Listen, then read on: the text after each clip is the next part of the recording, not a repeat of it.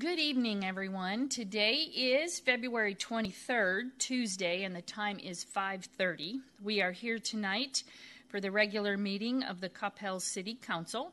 There is a quorum present, so I will call the meeting to order, and we are going to move into executive session, and we will be back shortly for a work session. Thank you.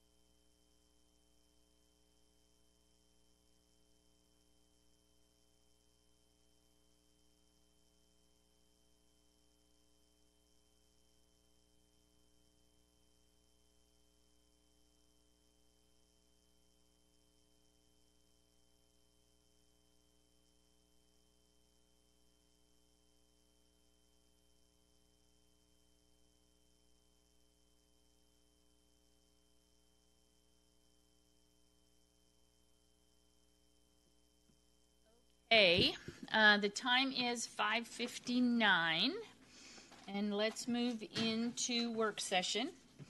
Item A is discussion regarding agenda items. Does anybody have any discussion or questions about agenda items? Mayor? Yes, sir. I would like to go ahead and pull consent item B and C for discussion. Discussion? I'm sorry, not for discussion, but a couple of questions. You want to ask your questions now? I don't know if someone's available to answer, but I would. We have people available. Yeah. So am I? Yes, please. Okay. For consent item B, sorry, let me get to, I was wondering how we have put out this information being available to the community. How we've made it public? Yeah. How do we get this information out? What was the method of getting this information out? Vicki can answer this question, but this has to do with MetroCrest. Right. I understand. And so we've been putting out information to the community if they contact us or have any needs for rental assistance or anything along those lines, we refer them to MetroCrest. Okay. So when you ask the question, MetroCrest, we have, for the last year, been pushing out the information, and this is because they have extended the program. And again, I'll let Vicki answer the question. We just need to amend our agreement. It doesn't change anything other than MetroCrest. You have longer to spend the money. Well, the reason why I'm asking is it seems like we had $250,000. We still have substantial amount left that wasn't used. And I'm just trying to see if we had actually, or if they had actually put out the information well enough for people to understand it's available, and what, if anything, the city has done to get that information out as well. I'll defer to Vicki. Can you hear me? Yes, Vicki. Having to use my phone. As far as what MetroCrest does in terms of marketing, I don't really know what they do. what we have done is try to let people know that MetroCrest is the source for them to go to get assistance when it comes to rental assistance or food assistance, anything that is along those lines. Oh, also utility billing assistance that people need help with during the COVID time, because that's what the funds are for. They're strictly for folks that have been impacted by COVID. So originally when MetroCrest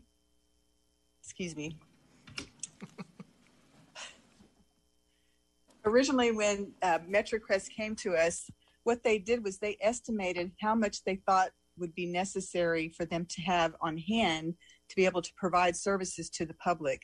And so we budgeted the original amount at that time. And that money is available to MetroCrest until the end of the year. So as long as people are going to MetroCrest and asking for their services, then the MetroCrest will provide them with that assistance, and we will refund them for those amounts of dollars. And right, and just to clarify, this fund that was given to or available for MetroCrest to provide is actually for the residents of Coppell, correct? That is correct. So that's where I'm getting at. I mean, the fund was there, only half is pretty much used. I'm just trying to see if there's a better way we could actually get that word out, right, if people are actually needing, not just MetroCrest posting however way they do, whether the city has taken any proactive way to get that word out as well. Part of the reason why it's halfway there is because the original way the CARES was set up, it had to be used by December 31st. Mm-hmm. Part of their estimate was taking their clients that they are already with and projecting the time frame. So this is based on their actual client usage that are going there. So yes, sir. In answer to your question, it is easy to put out a press release or something along those lines. It is not something that we normally do on behalf of MetroCrest, because MetroCrest already has the clients, plus CARE funding is set up for the purpose that it is. But to get to your specific point, it's something that we can easily do. It's not something we've normally done. And this was at the request of MetroCrest because of their clients and projecting what their existing clients were already doing and to finish out the current year. So that's just how the program works. Well, in addition to that, when somebody reaches out for help, they typically go to a church or a school or something like that. And MetroCrest is typically the one that everybody in the city of Coppell refers people to. Some people also are referred to CCA, Christian Community Action. And they are on our website for resources for individuals who need help. MetroCrest has a reputation and already is ingrained in the community. If somebody new comes into the community, they may not know that. When you see food drives, when you see clothing drives, those kinds of things, it's usually MetroCrest is the recipient. And so like one of the schools, Wilson Elementary, they actually have really pushed it because they also have a community garden. And they teach all of their students about MetroCrest because MetroCrest is the recipient of a lot of those extra food. So for us we've also, in the midst of all of this, we've told people that if they need assistance, there's lots of options. And we've gotten those options out. City of Dallas was one of them, or not City of Dallas, County of Dallas, and others. So if someone's looking for it, they'll be able to see it. Go ahead. Just a question.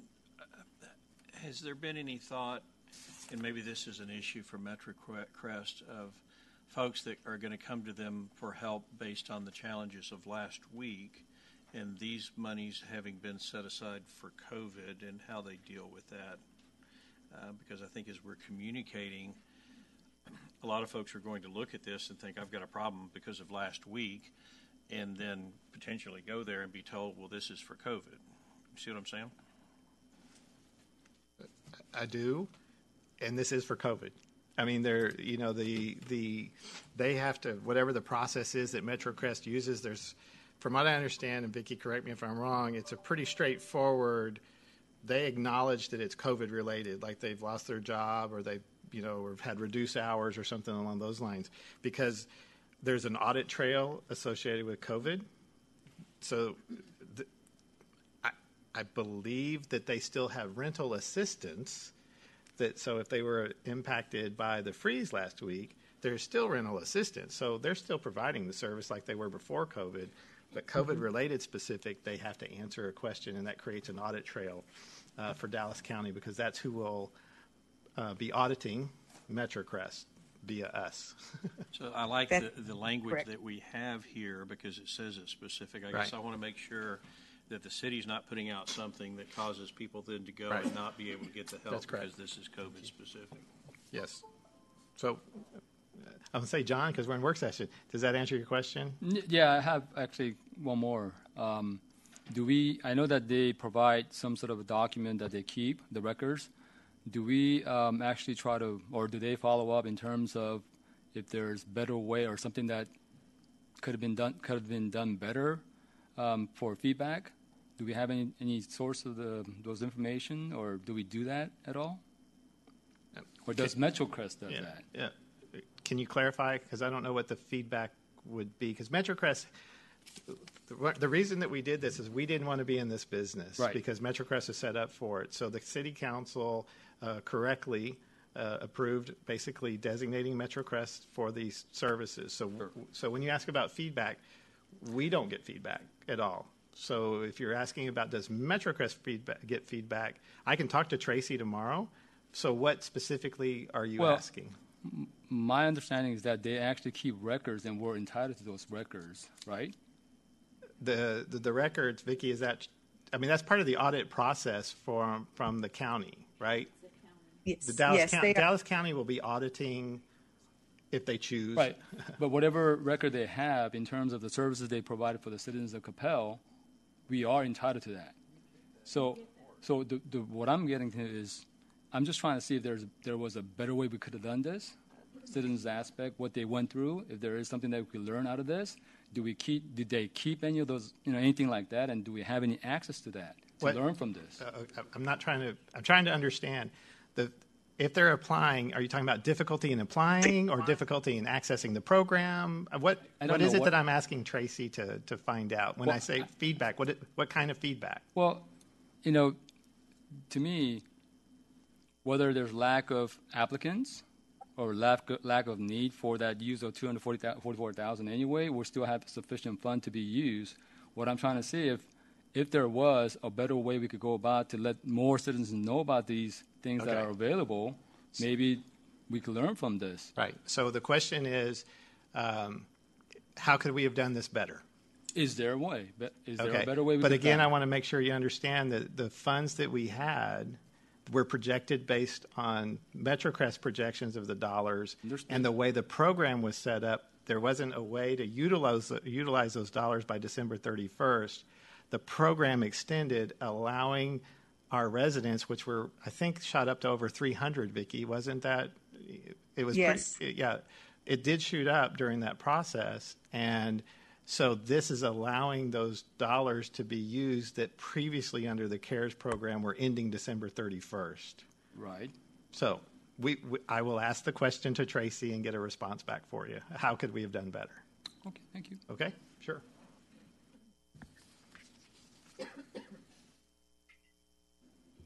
And then he said C. And you said C too?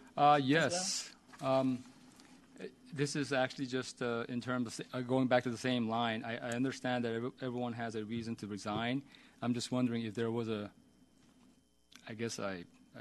exit review or something to that effect, that if there's something that we need to learn from this, or if there's something that was there a reason? Yeah, I'll let Jared answer that reason, because there was actually a good reason. A good reason. Okay. Yeah, so I spoke with Jeff, and he's actually joined another board. That's his his work is basically taking him away from being able to participate in this board. He's really a sought after consultant, and so he was asked to join another entity, and he basically just said his time commitment is just not there to continue. So and then of course you've seen his letter, so that's what he let me know. Okay, thank you.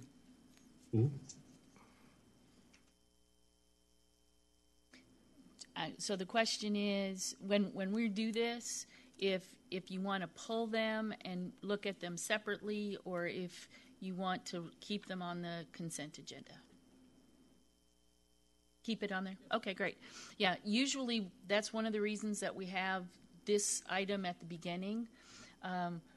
We used to have the discussion of agenda items at the end, and we never got to them.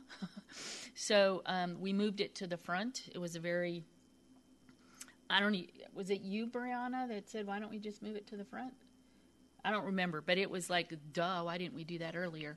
So we moved it to the front so that we would be able to discuss items and then go into the rest of the work agenda.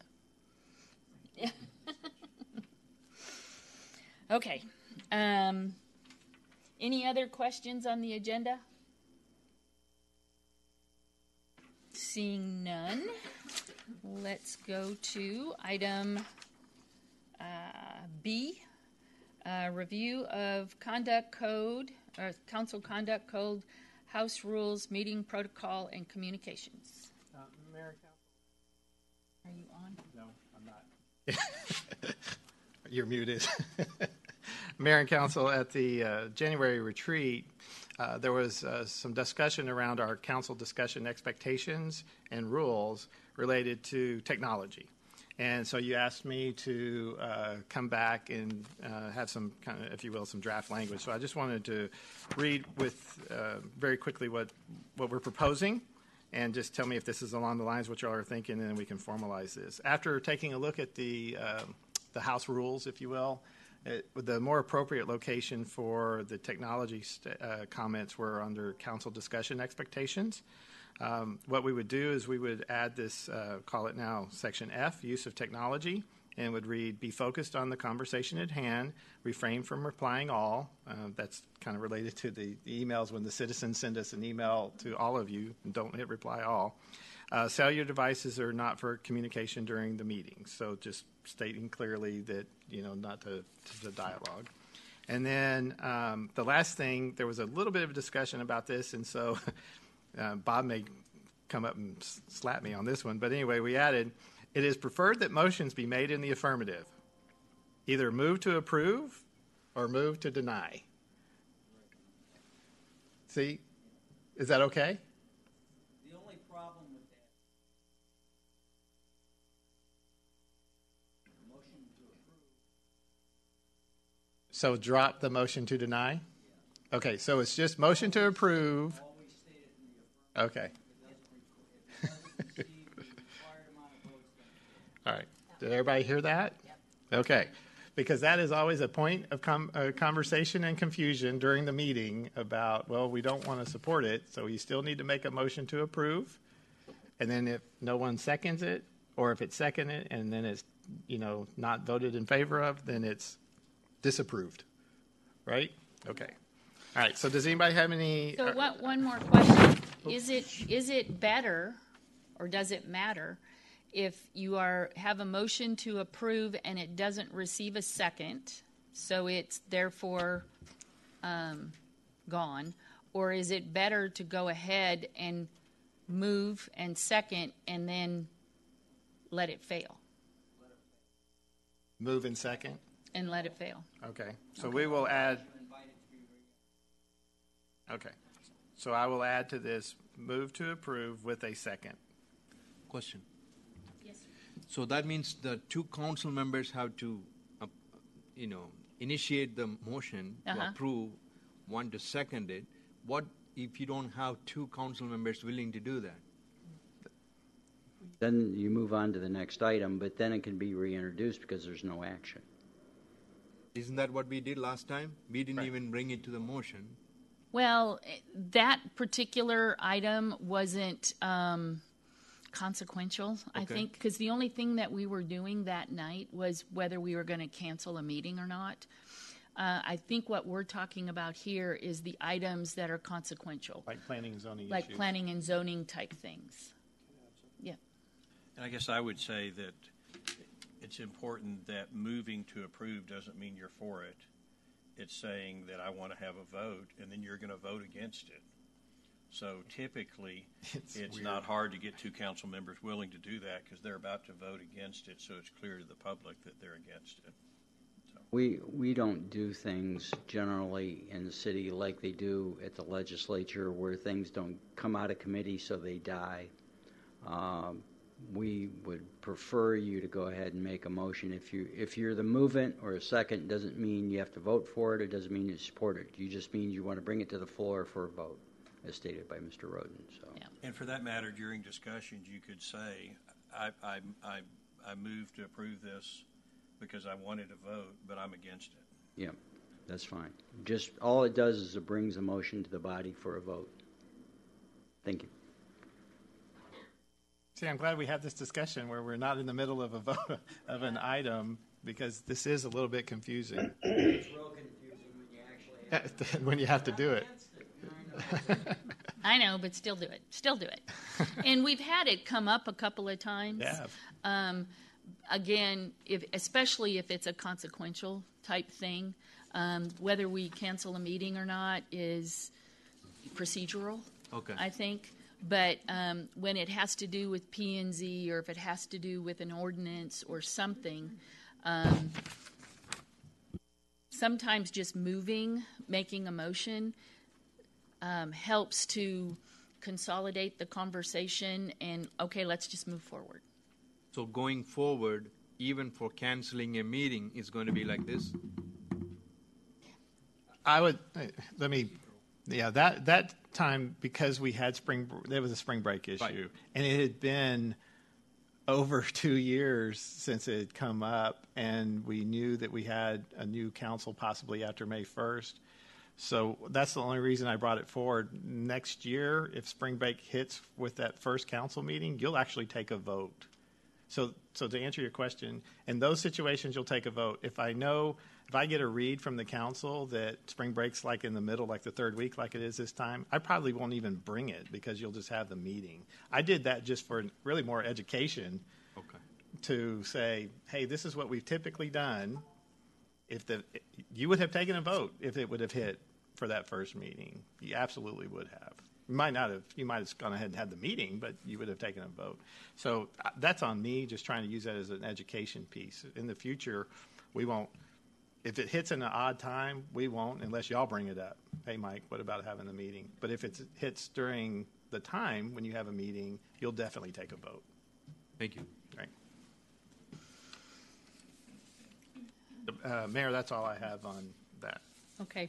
The only other thing that I have under this item is, first, I wanted to bring up an item that, and I want to apologize to Council Member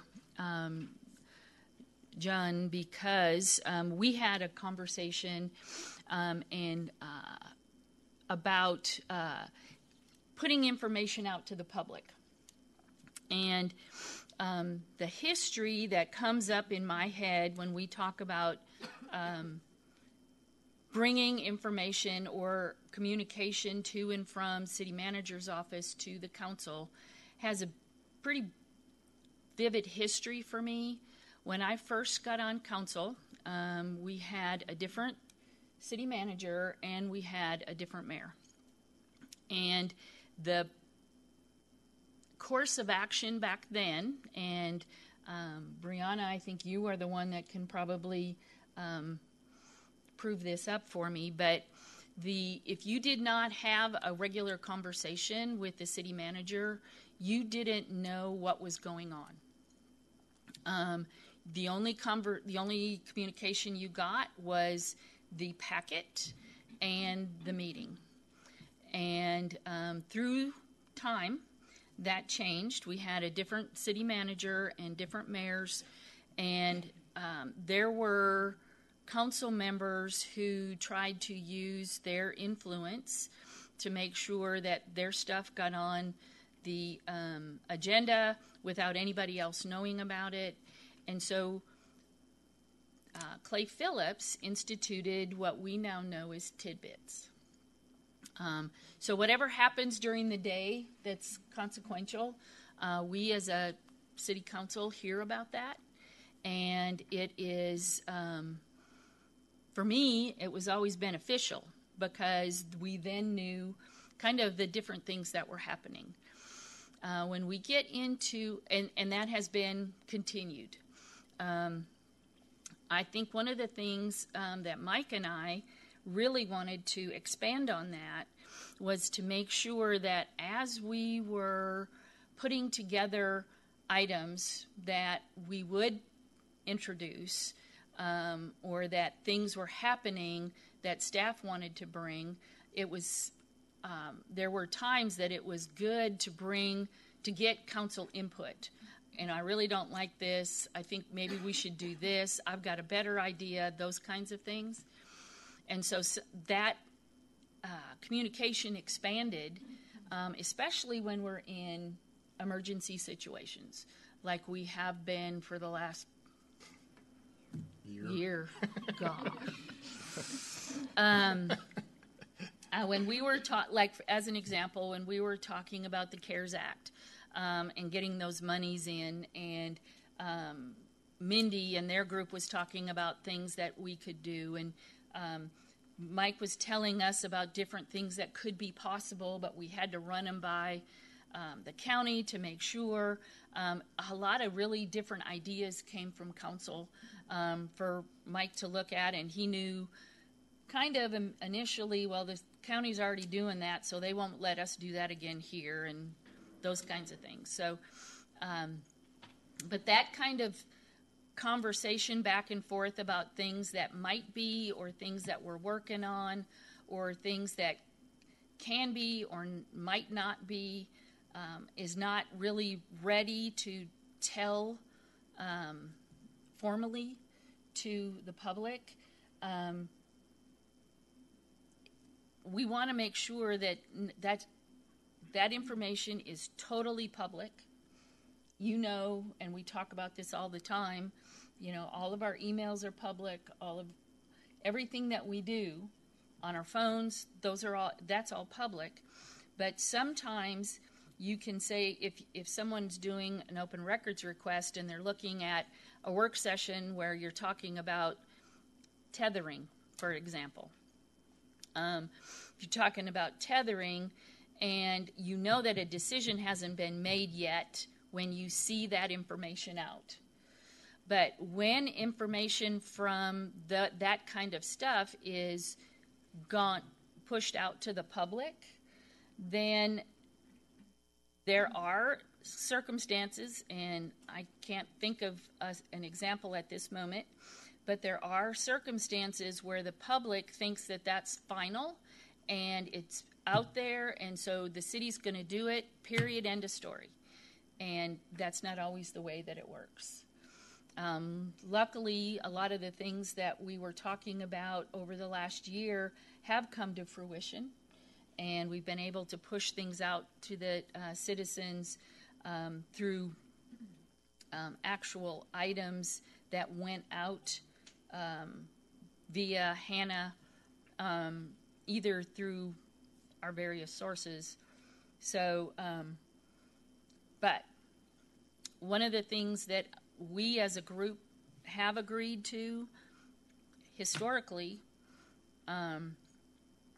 that we will wait until something is, I guess, press ready to send out a full disclosure of the different things that the city's going to provide to our citizens. Because sometimes it can be something simple like we don't have a source for a product, and we thought we did.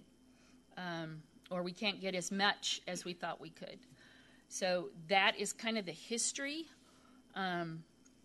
in my head, this is the decision-making group, and they deserve to hear or see how decisions are made and why decisions are made, and be part of the process of giving feedback to the city manager. And so that's the way we have acted in the past. And so I want to make sure that this council, the strong, capable individuals that each and every one of you are, have a part in all parts of the decision making. May I, Mayor? Yes, sir. Thank you. I think there's some things that we need to clear up, because a number of questions came to my mind during the past few days. And I have some questions for Mike, but some are question of fact, but some are question of law, so I think maybe Mr. Haggard might be better answering some of this as well. So just to be clear, all email message communications, city issue phone text, they're public record. Correct. Is that correct? Yes. Anybody can request open record for those records, correct? Yes. Okay. So it's fair to say that those email communication messages are not confidential? Correct. Correct. I never use the Now, word there confidential. may be exceptions if they're directed It to me. specifically says confidential. Well, you can't make something confidential that's not confidential by law. Correct. So if it's about a subject matter, if I need that information, you'll get it from me. Okay. Do any council... Or it'll be given to Mike under my direction to get an answer for legal purposes, and Okay. it'll be legend that it's confidential, and But- we do that But for conversation purposes, all email communications, by definition. city issue, phone, text messages, they're public records. Yes. By definition, they're public records. Okay. Do any council members or mayor have a right or authority to filter any messages that come from city managers so as to prevent one of the council members from receiving them? Not under the Open Meetings Act, no. No. That is correct, right? Yes. Under the Open Records, under Public Information Act, that is correct. Okay. Question of fact now I have for Mike. Have there been any council members or mayor in the past that have told you certain messages should not go to certain council members? No, sir. No instruction like that's ever been given to me. Has that been discussed recently? No, sir. It has not been discussed recently. Okay. You and I had a discussion. Correct. You were asking me about it, but I have not had that discussion with any council members. As far as you know, none of these council members or past mayors, they don't have the authority to filter any messages that comes from you to prevent any council members from receiving that message, correct? If I understand your question, that's correct. We don't. If I understand your question correctly, no one tells me to filter anything. If I'm understanding your question. Right. Yeah. So all messages that you send out, all council members have the right to receive them. Oh, absolutely. When I send it to all the council members, that's correct. Okay. On purpose, we send it to everyone so that everyone has the same information. So to give that impression that someone might filter a message so as to one of the council members does not receive it, it's not correct. That has never happened. John, I'm sorry if you felt that from our conversation, but that was never my intent. My intent was that if there is a understanding that something might be copied and pasted and put out without the Open Records Act, then it wouldn't not go to you. It would go to you in a format that it would go out to the public. That's what I meant to say. And that means just the words that you choose. Mayor, I appreciate what you're saying, but I know what I heard. So I just wanted to clarify the question of law and question of fact. That's all. So I'd like to add, separate from that conversation, I think there are, and frankly, John, I appreciate you making the public aware that there is an Open Information Act, and I think in my almost 9 years on this council, we've done, I think, a good job of that. Nothing gets communicated that doesn't get communicated to everybody, and we're very careful in how we respond not to communicate to everybody so that we don't create a quorum. I think, so that's just a given. Any citizen can get any of that information, and they should be able to. I think for me, the bigger question is how do we communicate, and how do we most effectively communicate with the public? Our number one job, I think, is to keep people safe. And so particularly in a scenario like we had last week when there are people that are unsafe, I think we've got to be very focused on how we do that. And so I think what we've got to make sure of is that communications are clear when they go out. So, example, anybody can listen to any of our meetings and hear all kinds of ideas thrown out, and that's fine. They're listening to a meeting and they're understanding that there's debate and that nothing's been decided. I think when we as a council put something out, though, we need to be careful not to put it out as here's a bunch of ideas, because that is going to create confusion. When we put something out as official communication to the public, it needs to have been items that we are deciding, or very clearly that these are ideas that haven't been decided. It's just a matter of clarity. So I'm not being negative about anybody. I'm just saying that I think it's very important that we all be on the same page, and as much as possible, that if we, regardless of how we would like it to be, anytime we put something out, it's looked at as coming from council or a council person, unless it's the mayor talking about our grandkids or something like that. And so I think it's important as much as possible if we can refer citizens back to city websites or links to where we're all putting out the same information, and that we can get individuals used to looking to those sources for facts. So that's all I'm saying is let's, as a group, we should be very deliberate in how we communicate. Brianna, then Wes, then Bijou. Thank you, Mayor. I don't know exactly what we're referring to, but I wanted to kind of add some context to the historical perspective or information from what the mayor mentioned, if it helps any for especially for new council members. But and I've been through 3 city managers and several mayors and mayor interims. So there was a time when, like Karen mentioned, I guess we're in work session, right? I can say Karen. There was a time when we actually, there would be conversations with city managers and certain council members, and we were not in the loop. And so unless you talk to the city manager every single day, you did not know what was going on. And the reality is, you know, we have day jobs, and so it's hard sometimes to have those conversations. And so as we had change in leadership, we decided as a council that it was important that we all knew the same information and that we were all on the same page, and that to build trust,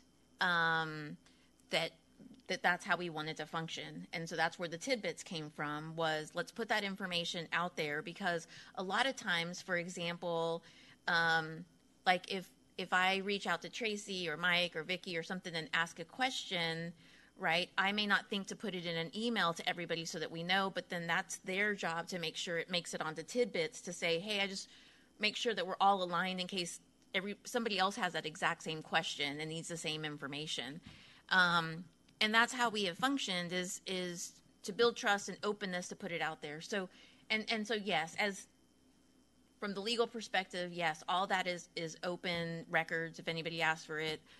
Our text messages, I've even had open records for my cell phone text messages. So I consider that also to be, because we're council members 24/7, and so all that to say that as time has gone on, the information that comes from the city manager a lot of times is going to be information for us to know about and to consider, but it hasn't, I think as you mentioned, Karen, it hasn't made it to that, how can I say it? It's not perfectly packaged with a bow. There still needs to be some conversation. There needs to be a decision, and it's just keeping us. And sometimes things are so fluid. I mean, I think when our current situation with the pandemic and then the winter storm, things were changing on a regular basis, right? Where people were asking us, "Is our water being shut off?" And we're trying to find out, is it not? And they're having conversations, and so things are moving on a regular basis, on a very quick basis. And so, again, from a public record standpoint, I would say, and correct me if I'm wrong, Bob or Mike, but I mean, I don't know that we get a lot of requests for information, and we could. Anybody can open that, but the reason for having those tidbits the way that they are is so that we're always in the know instead of not having that information. So that's just kind of some historical perspective, because there was a time when we weren't in the know. So. Bijou. Thank you, Mayor. I have a question for Bob.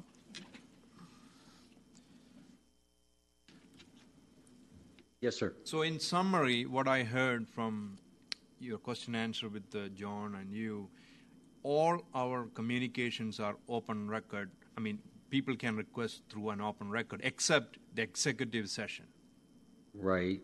Any information that is passed by and between any of you to a city staff member is going to be an open record. It's about a subject matter upon which this body has jurisdiction. If you text Mike and ask him how his wife is, that's not a public record, because it's not about public business. So it's not only a communication with you, the subject matter has to be within the realm of public's business. Yeah, but Brianna just mentioned someone opened an open record for your personal phone? So, but your personal phone, we did our personal phone because it had to do with city business, and so Okay. if someone sends you a message and says, "How are you voting on this issue?"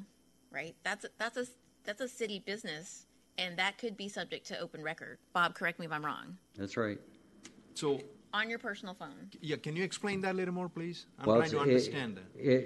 It's a communication by and between a member of the public and a sitting council member about a matter of public business. It doesn't matter. It's not a device generated. It's informational generated. So whatever the subject matter is and who you're communicating it with on a private typewriter, your personal computer, personal any kind of device. So that's why a lot of council members they have two phones, or they have an iPad, and they don't respond on personal. Now, if you do that, I would always recommend to you that you create a folder on which to put all that public information.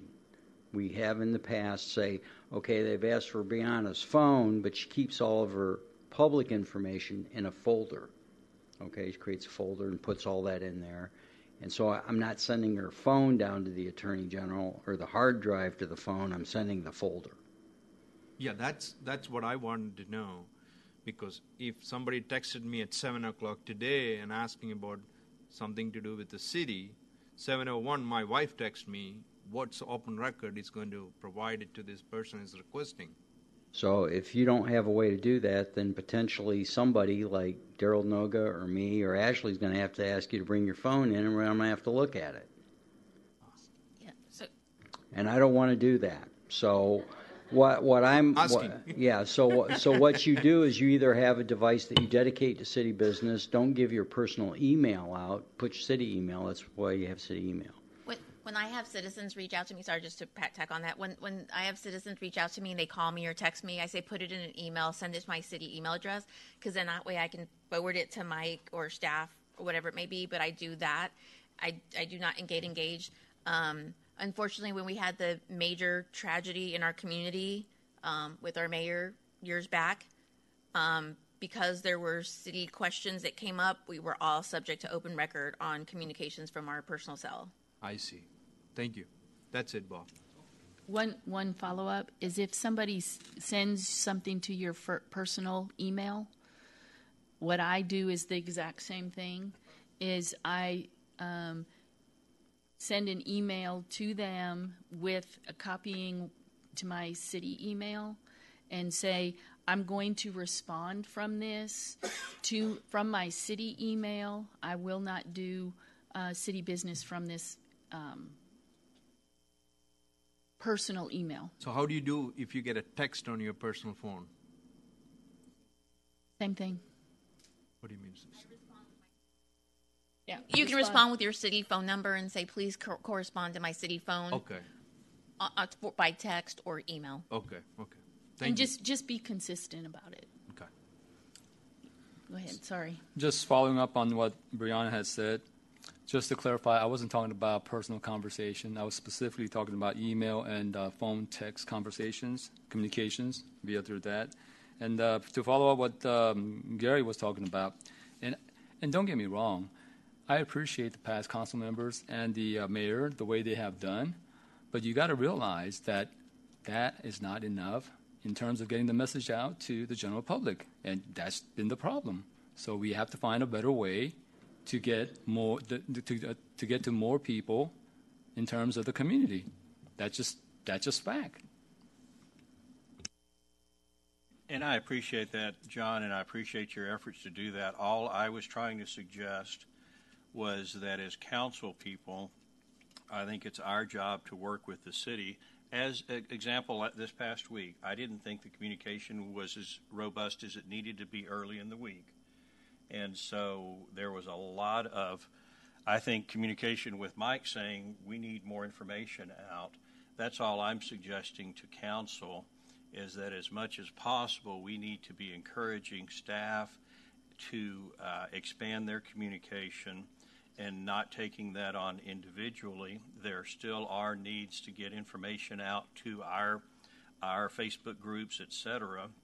But in a lot of cases, we can do that by referring to links, et cetera, and not creating unique content, because I think the more unique content that we make as council people and put out, the more chance is that there will be conflicts in what's communicated. May I? And to clarify again, I wasn't talking about in terms of not allowing the city to go ahead and put the communication out, but it's in addition to what the city is doing, because it's pretty evident that a lot of people are not still getting in terms of the way the city puts out the messages. And that's pretty clear. So to me, there's nothing wrong with additional method of getting the information out. And doing the same thing over and over, expecting different result, is just not going to work. Go ahead. Yeah, and I agree for now that's what we need to do. What I'm saying, though, is we've got to be working to improve the city's communication to where more people are trained or taught or whatever to look for that information when they need city information and not look toward individuals. I think that's incumbent on us as councilmen members to continually work with staff to try to improve that, is all I'm saying.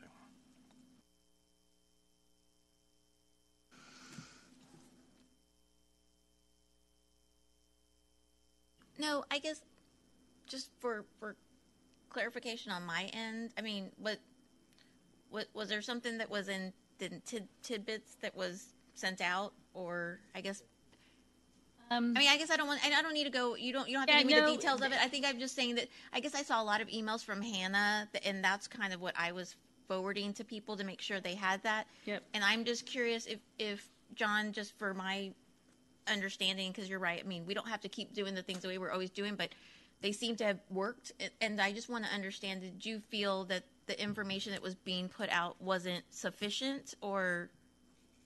And to be honest with you, I mean, we could go on talking about this, but I think it's kind of moot because Mike and I already talked about this in terms of what's the better way. But in terms of getting the message out, I think it's always good if you find additional source of path. I mean, way to get the information out to more people.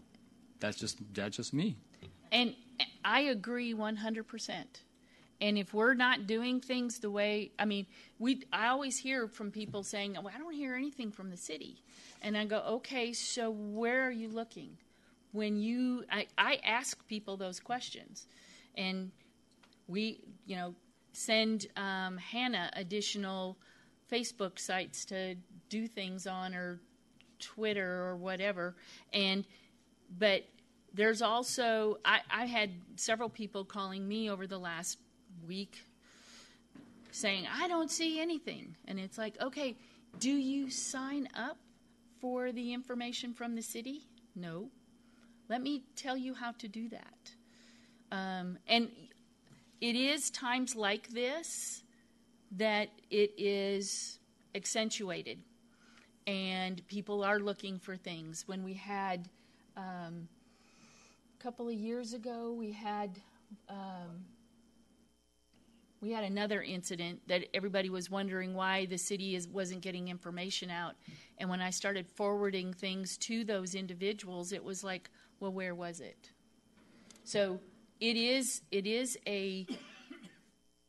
one of the things that we have talked about more probably in the last 9 years than anything is, how do we get people's attention? And if you have a way to do that, I applaud you, and I hope you share. That's all I'm saying. Okay, Wes, sorry. If you go down the list, you'll finally get. I know. Get the Mark name right. was on my mind. I was looking at Mark. I think the thing that caught me last week, and I was subject to it too. We were without power, without internet, without communication for 2 days, and I felt completely cut off until I actually got internet up again, and I found out that Hannah was sending out emails on Monday. I just wasn't getting them because I didn't have the way of receiving them. It was really frustrating for me, but I do believe that the consistency has to be there, because we're held to a higher level that we're all going to be giving the same message. And I do agree that needs to be the official message that we pass along. Quite honestly, the best way, in my opinion, to do that is to make sure that Hannah has the sites that we're using. She's very efficient at getting the information out when she knows where to put it. We've got a new website that was a direct result of these conversations that we've been having. I know Bijou is very adamant about the same topic, and I think that the best thing we can do is to keep our minds open and reevaluate our communication techniques on a continuous basis, because that we're living in a communication world, and 5 seconds ago is a long time ago. So, thanks for bringing it up.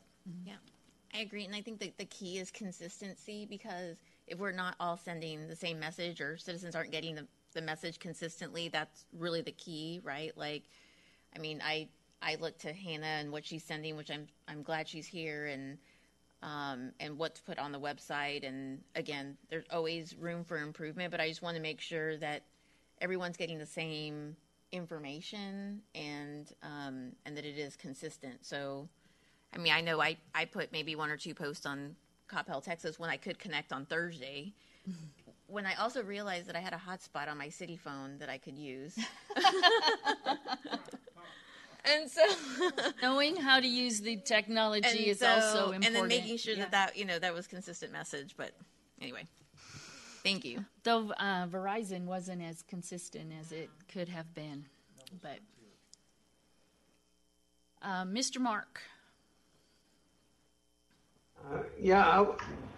I'll have to say I did. I took a lot of Hannah's information and disseminated it through alternate methods, but it was stuff that was concrete and decided upon, because I was in the office Monday through Friday. We had power the full time, so I had access to the internet. What's that? Seriously, you had power the whole time? At the office. At the office? You didn't invite us over? Yeah, we're right by the airport, Addison Airport, and the hospital, so it never went out the whole time. So I was trying to facilitate by posting of Coppell TX and I love 75019 and next door to get that information out to various avenues where people might be looking for our information, because it was very vital. And I appreciate the way that the staff worked so quickly to pull together all these plans to help our citizens weather the storm. Yeah, and I hope there were a couple of times where I got questions, and I obviously didn't know the answers, but sending those questions in those crazy times to Mike and letting Mike find out the answers, and then all of a sudden I see it in Hannah's pen, and that was very comforting, and I appreciate that too very much. Okay, can we, you have one more comment? Yeah, thank you. Wes just mentioned my name, so I just wanted to touch on that. It's a good thing, Wes. It's all about communication, putting information out to the public. That's the whole point here, and you touched on that too, Mayor. A lot of people, demographic-wise, age-wise, look at different platforms to receive their message, right? Correct. Some people may not be looking at city website to get a streaming to see what we are discussing here today. Mm-hmm. But they rather go to Facebook and see what's going on. So if we make it available, our discussions, our council meeting through Facebook and other interactive way, more people will be able to see what we are talking about. So that's another thing I brought it up with the council and Mike when I joined the council. So hopefully we can move towards that type of platforms. More people will get information from city council. Thank you. Thank you. Okay, any other on this topic? Nope, okay. Item C, discussion regarding tethering ordinance. Do we have Chief Barton here? Hello, Chief Barton, how are you doing? You're muted. Dang. Somebody's got to do it. Get a bright, very... Thank you, Mayor. Thank you, Council.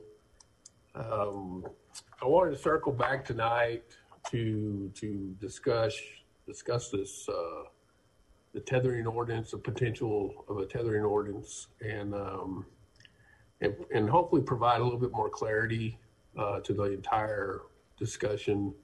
And then also, we're hoping that I can get some more clarity from Council on exactly where we want to go, if we want to go with an ordinance.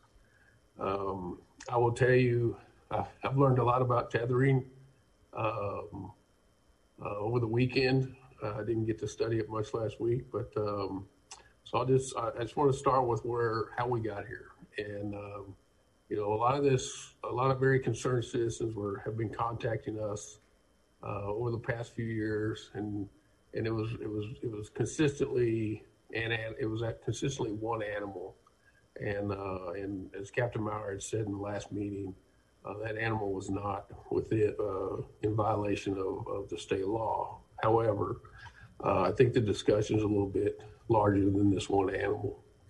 I will have to put a caveat. There's a lot of pictures in my slideshow. None of these pictures are from Coppell. All of these pictures I took off the internet. So if there's one from Coppell, it is happenstance. But I'd use these pictures to kind of bridge the point that I'm going to make. So next slide. So when it comes to tethering, there's a lot of concerns around tethering, and the first one, dogs are very social animals, and there's a reason they're called man's best friend, because they are man's best friend. And when you tether an animal, especially a dog, their physical well-being starts to become jeopardized. And some very irresponsible pet owners will sometimes tether their dogs for long periods of time, and dogs need exercise. And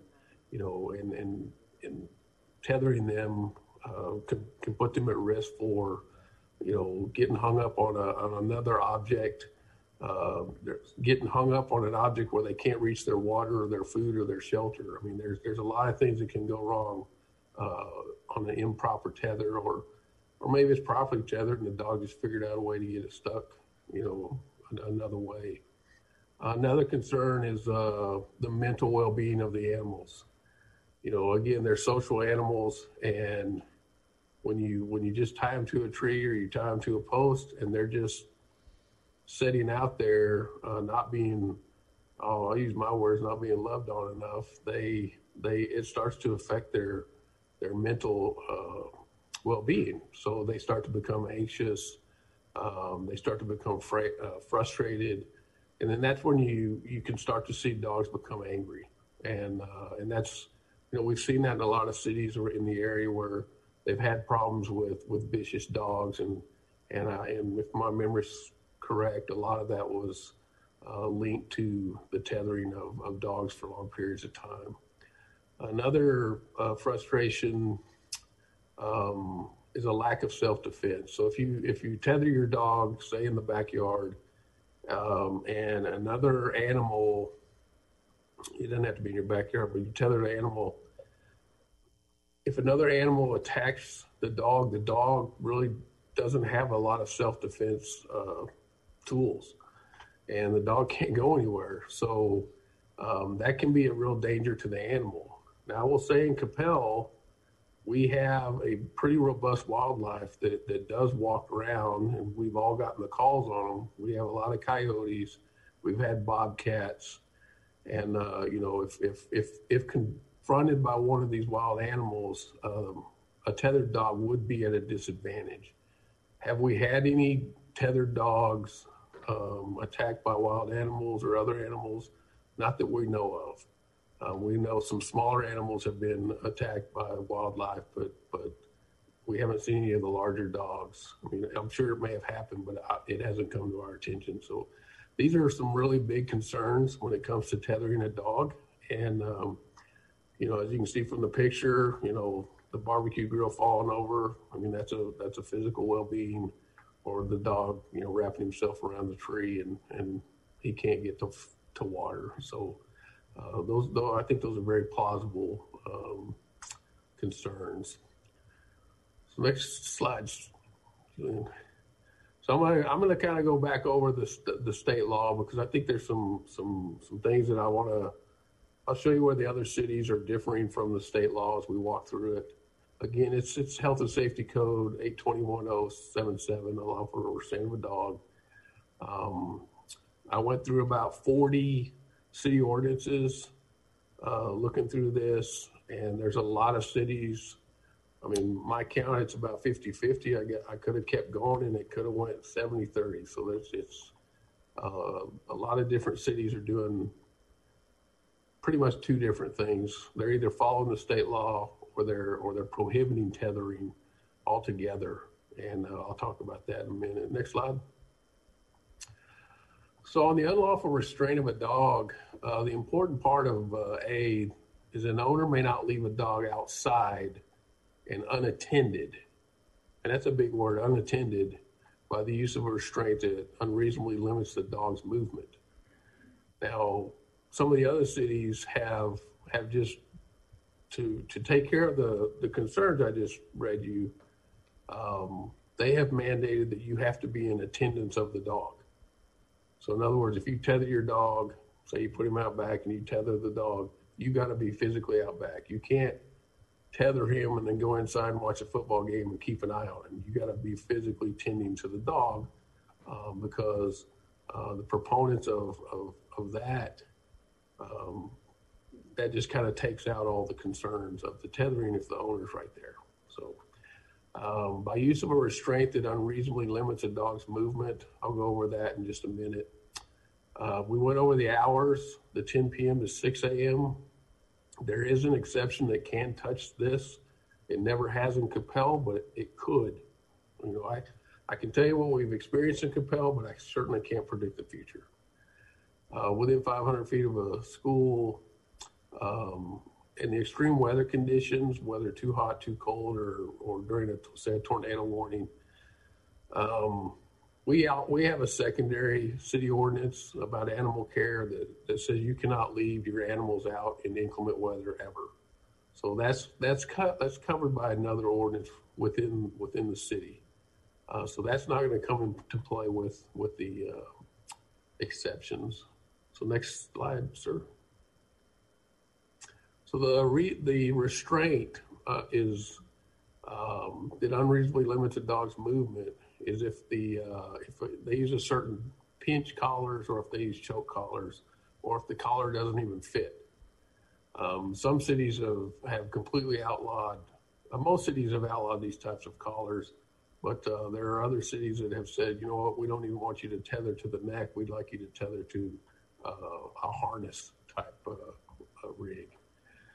The state law provides a length that the actual tether should be, which is shorter than the greater of 5 times the length of the dog, or 10 feet.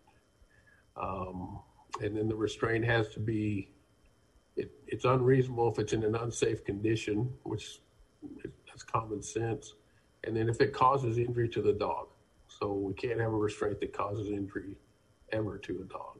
So next. Now there are some exceptions were raised, and next slide. And the first exception was these pulley type runs. And so the dog in question that we've been talking about here in Coppell is on a pulley type run. And but that dog does not stay out 24 hours a day. So this exception has never come into play in Coppell. That family takes the dog in every night. Now, could there be one out there that I'm unfamiliar with that's leaving them out there 24/7? Absolutely. Could someone, put one up next week and run and circumvent the 10 to 6, 6:30 rule? Absolutely. But again, they still have to have the properly, and they can't use the illegal collars on the trolley system. Some cities still allow an exception for the pulley system. They ban tethers, and then they still leave this exception in there for the pulley. So I will tell you, those cities, the pulley systems are pretty robust. They're pretty big. They're like 20 feet in length, which is that's a pretty big system. So that might be because some of these cities have more rural type areas. I'm not sure, but those exceptions are still in some of the cities. So there's other exceptions to this rule that I won't go over. For example, there's an exception about camping, but we don't have any campgrounds, so I won't go over that one with you. Events where dogs are part of the event, and you have to obtain a license to be in this event. That's an exception, say like a dog show or something like that. And then, of course, the agriculture industry has exceptions for the farmers and ranchers that use dogs in their work. Now, the other exception, which is on the next slide, is that you can restrain a dog for a period not to exceed 3 hours in a 24-hour period. And this is in there so that if the owner of the dog has a temporary task that they need to tie their dog up, say to repair a fence or to do something where they need to temporarily restrain their dog so he doesn't run off, this is in there. Some cities have made this their, I shouldn't say some, I think it's 2, have made this the main line of their animal ordinance, because they just have a 3-hour time limit period. But that one's in there too. That's an exception that could apply. Again, I don't know that I've ever seen this in Coppell, but I'm sure it's happened. And like I said, I can't assure you it won't happen in the future. So, again, I'm sorry. Okay, next slide. So again, I've looked through about 42 city ordinances. I can tell you it's a split. Dallas and Fort Worth and Arlington and Irving and Prosper and goodness, there's a bunch of cities. They have outlawed tethering altogether. And some of them put in a caveat that says, we'll let you tether the dog if the owner is present, which is what I talked about earlier. Some cities, such as Sugar Land, Texas, it just says you shall never tether a dog.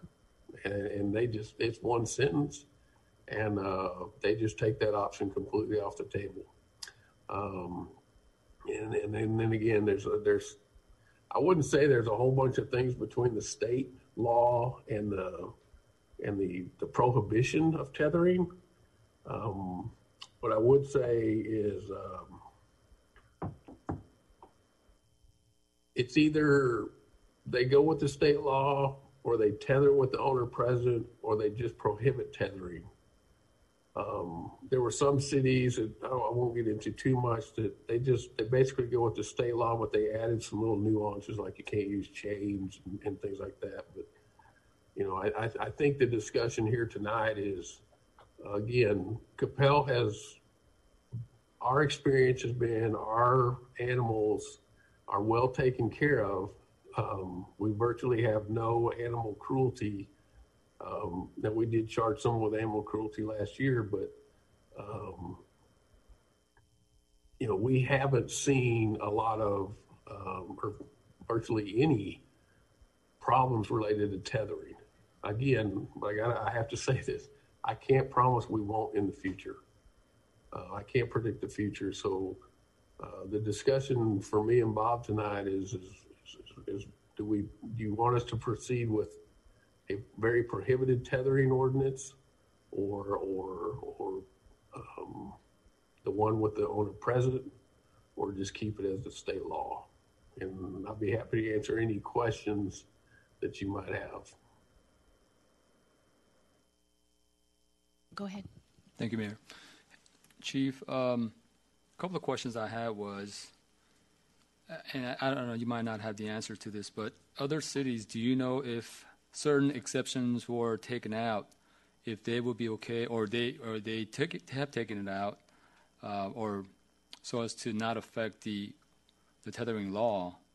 Were they okay with that? Do you know? Or I don't know if I made that clear or not, but if certain exceptions were taken out, do you know if the cities would have been okay with the state law, going with the state law? So I would say, if I understand your question right, the cities, from what I've read, the cities that go with the state law, they stay strict to the state law. I don't recall Region 1 where they modified just an exception to the state law. The cities that are modifying their tethering ordinances, and look, a lot of the cities that are following the state law, there's no mention of tethering in their ordinances. So that's just how they follow the law. The cities that are switching, they lay out exactly how they want it done. They leave some of these exceptions in there for, like Little Elm has camping grounds, so they leave all those camping exceptions in there. So it depends on the city and what it has. But again, I don't think I remember seeing one where they just followed the state law and just took out an exception. But I could have missed one.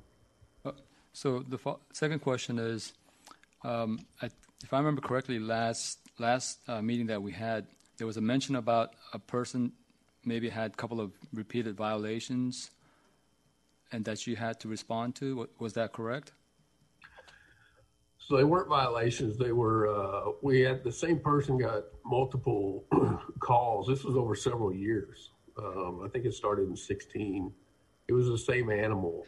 And look, if someone has a concern with an animal, even if we've been out there 20 times, we're going to go check every time. And so our animal services people responded to all those concerns. And we met with the families, and the families were very responsive to what was going on. Now, we haven't seen that dog tethered since I think around last April, but obviously we don't check every single day. But our animal services guys, they do, our officers, they go by and do spot checks to see if the animal's out. We just haven't seen them out there. But no, we've had a lot of calls on that one dog, but there's never been a violation. Okay, and as far as that, I guess the violators, and I'm guessing that they didn't intentionally meant to harm the dog, but was some sort of a program in terms of educational program to let them know about what they're doing wrong? Would that have helped them? You talking about the dog that the dog in question? Yeah, I'm just wondering if that's the lack of information that they ended up violating again. Yeah, it's almost always a case of education. We had a dog not too long ago was actually brand new adopted, and they tethered him to a tree, and so our animal services people came out and educated them and said, hey, I don't think that's going to be good for your dog, because the weather was coming in, it was getting cold, and so they immediately took their dog inside. So yeah, almost we've never had to take a dog away from a family or outside of rabid type situations, but we haven't had to write tickets or anything for tethering or anything like that. Thank you, Chief.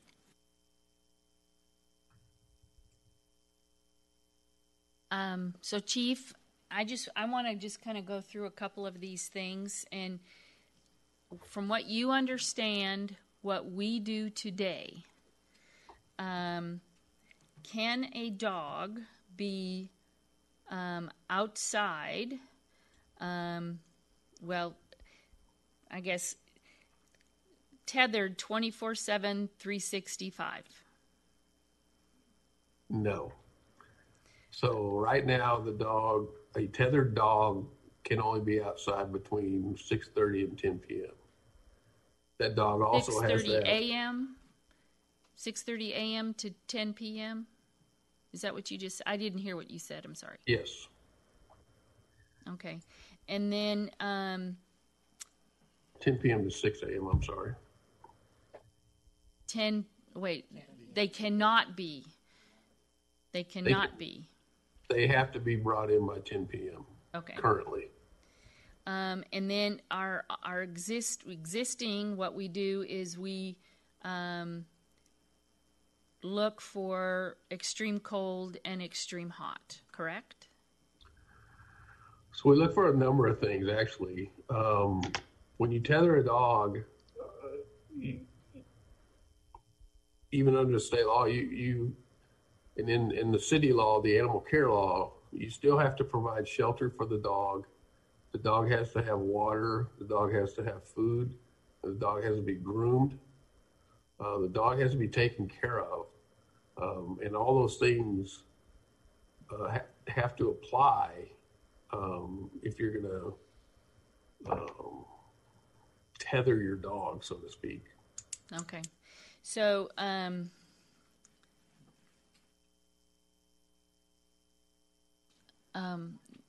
Mark, then Gary. Okay. So, Chief, you're saying they cannot be tethered between 10 and 6 according to our city ordinance? No, that's state law.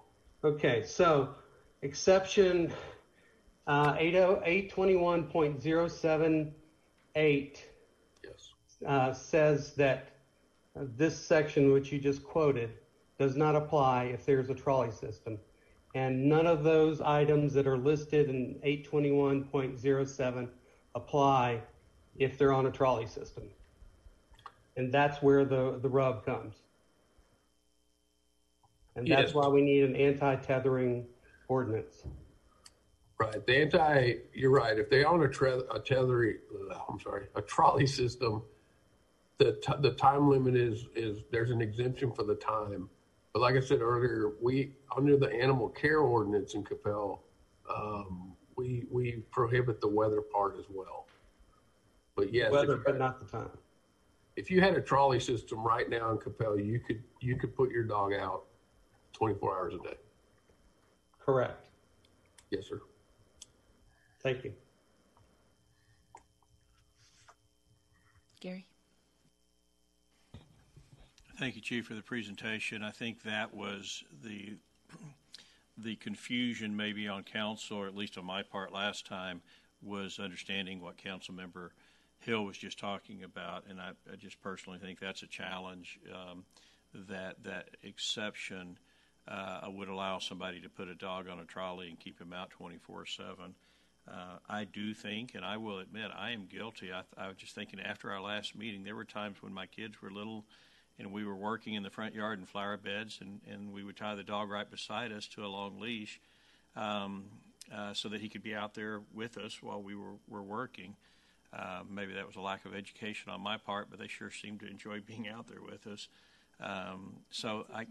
What's that? That's attended. It is attended, and so I guess that would be my suggestion, is that we make a change, we create an ordinance, and that it have a time limit, 3 hours, whatever makes sense, and that it must be attended. And I think, to me, that would take care of those situations where somebody wanted their dog out there with them but couldn't have them on a leash because of whatever activity they were engaged in. I do think we need to do something along that line to overcome the exception in the state law that seems to be an issue. I have one more question.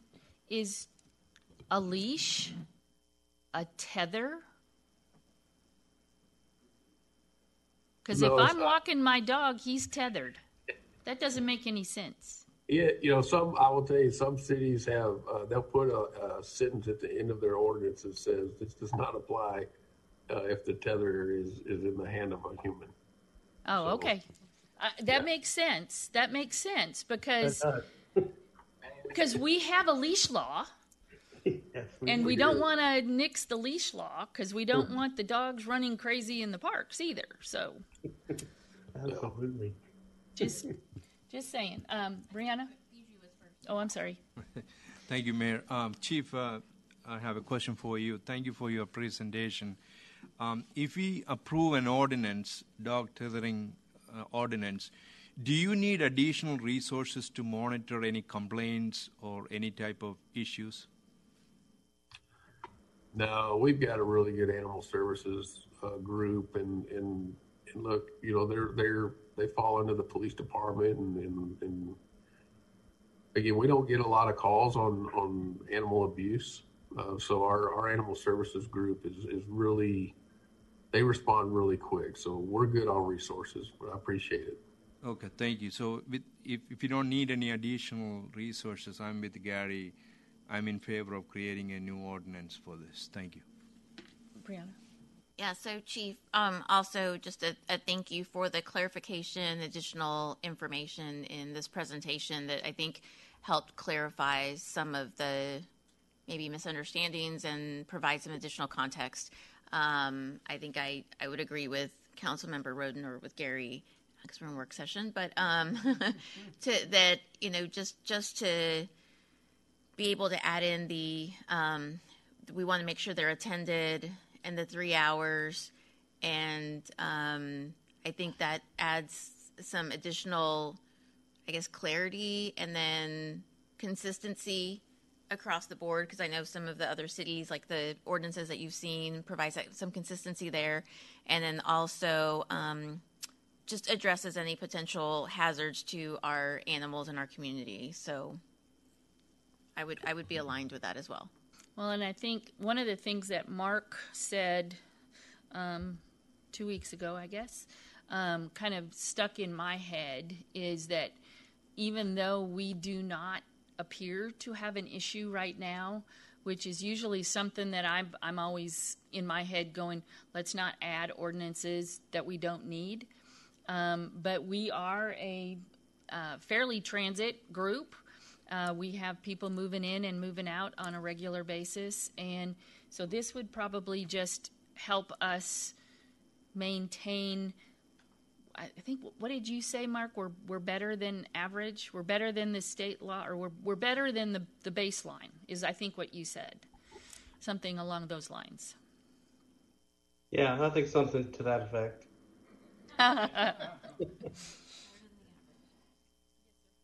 But, Mayor? Go ahead, Mark. I'm sorry.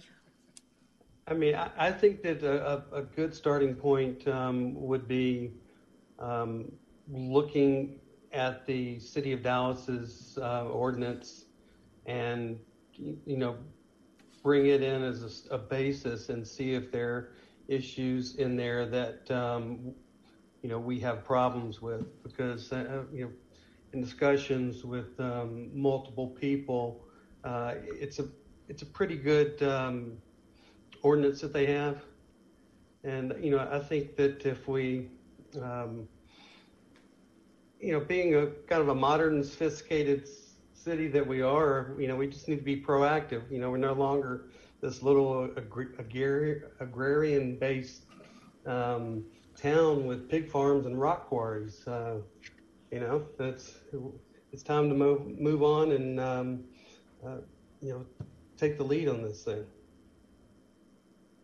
Wes, do you have something? So, Chief, do you have a copy of the Dallas Ordinance handy that you could read the highlights to us? Because I've got a question I want to hit Gary with after you finish that. So while he's looking that up, Gary, I wanted a clarification. You said 3 hours are attended or 3 hours. Is that 3 hours and attended, or did you mean an or there?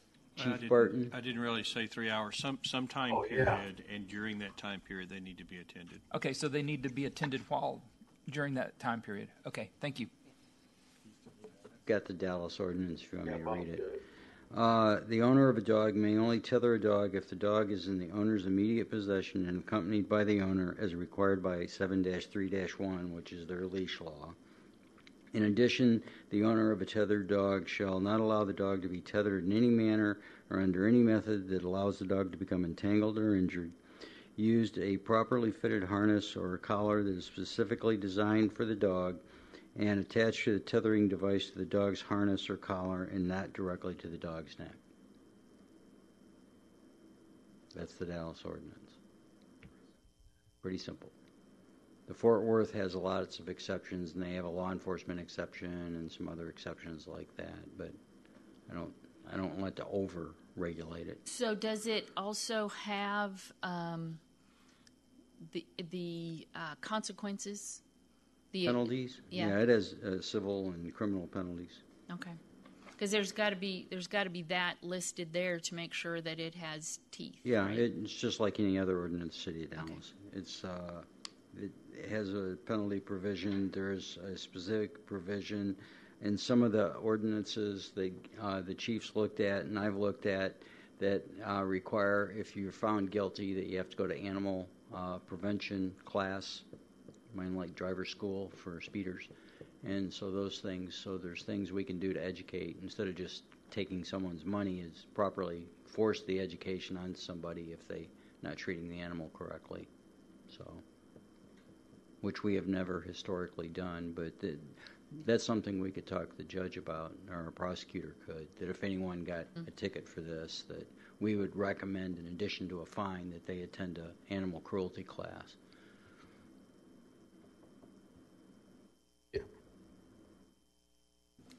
Go ahead.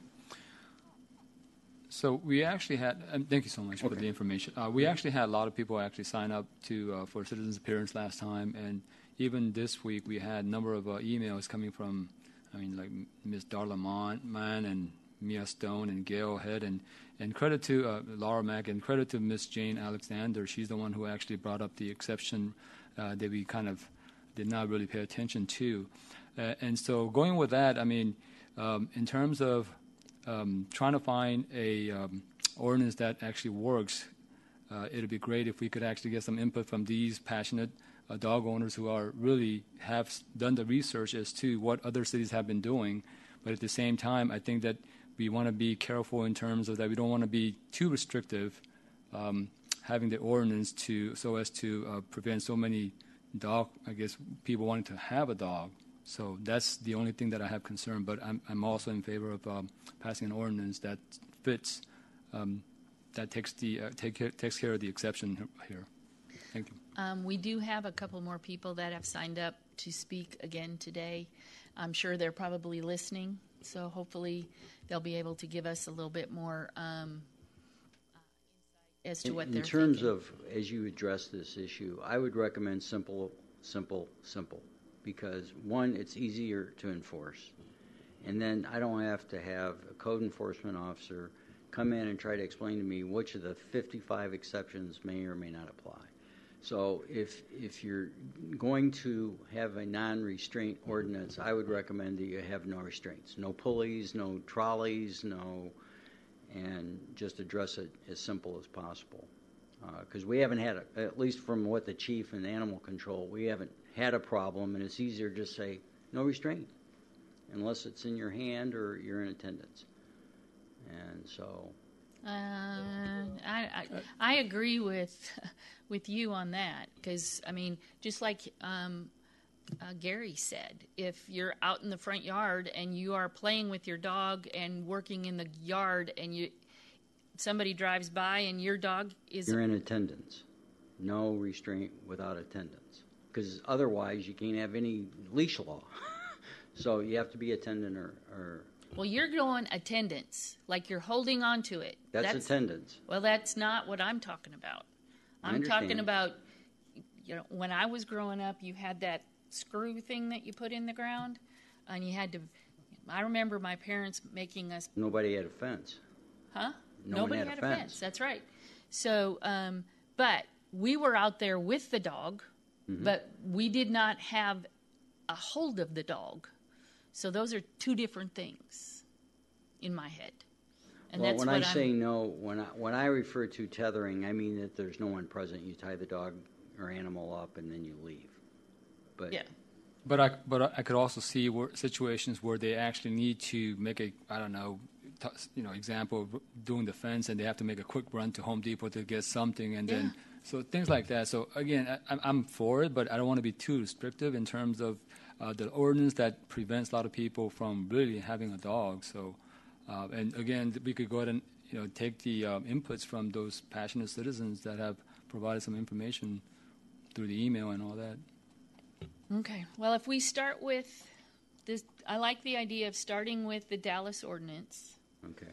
And then if, let's take some of the information that we've heard today and then decide from, we've got 2 minutes, and then decide from there. Chief, do you think, and Bob, do you think you have enough to give us a base ordinance? Yeah, I don't know if anyone signed up for citizens' comments. We have 4 people that have signed up. And we can, if you like what you see there, I can watch your head and I can try to add that in and give us something to work off of. Until you put something on paper, it's kind of hard to talk about it. So I think I've got enough to get started, and then we'll take citizens' comments, and if you'll give those inputs to the city manager, he'll forward them to me, and I'll try to incorporate them in the ordinance. So take good notes when the citizens, and if you hear something you like, jot it down, send it to Mike, and I'll incorporate it in a draft. Okay. Does anybody have any additional comments on this particular council member? Honorable. Yes, Mayor. I like what John said. This has been rattling around in my head all the time, for a long time. You got somebody out there in the backyard, cooking, and they got the dog tethered over there, and they say, God, I forgot this. They get in their car, go down to the convenience store, to the grocery store, and they pick it up and they come back. Round trip, you're talking about 10, 15 minutes at the most. Then they violated the rule if we do that. I would like something like that, my preference, in the ordinance to provide some leeway for someone that wanted to run an errand like that. Okay. Any additional thoughts? Thank you very much, Chief and Bob, for all of that information. We obviously didn't make it to item D, but that is on our main agenda. So we will hear the whole presentation at during the regular session. So nothing else in work session. We are adjourned at 7:31. And for those of you listening, if you will give us grace for about 5 to 7 minutes, we will be back and start the regular session. Thank you. It is 7:38, so let's move into regular session.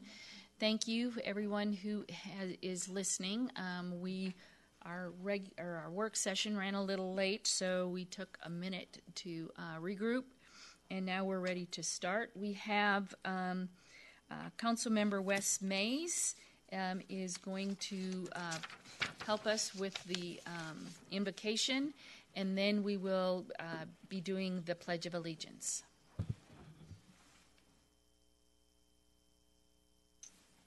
Let us pray. Heavenly Father, you are our Lord and Savior.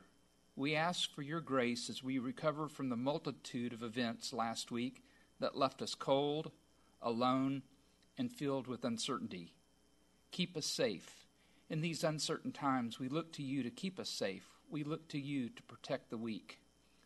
Honor those who help the needy and do not expect anything in return. Please bless our first responders that put their lives in danger. Bless those caregivers that made personal sacrifices to provide help to the needy. Bless the multitudes of private, public, and city workers that worked long hours last week to provide services to our citizens.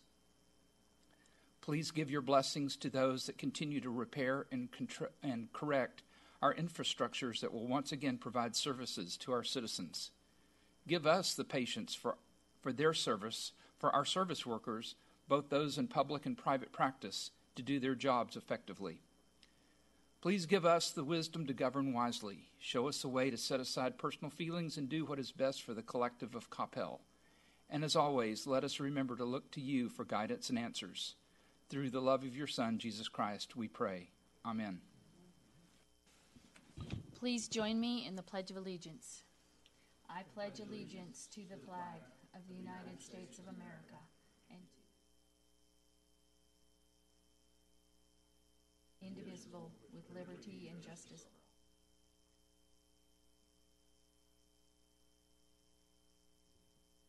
Thank you very much. The next item on our agenda is citizens' appearance, and we have had 4 people that have signed up to speak. As I call your name, please remember to state your name and address for the record. Our first individual is CJ Mamula. Hi, good evening. Can you hear me? Yes, welcome. Thank you so much for letting me speak here.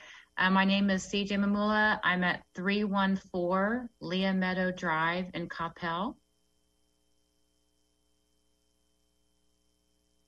Please go ahead. Okay. Well, thank you so much. I had prepared something to help change the ordinance to a no tethering, and it sounds that what y'all had been speaking about earlier, that is what we're going to be going to. I do agree that tethering should not be an option, even if they are on a pulley or a running line.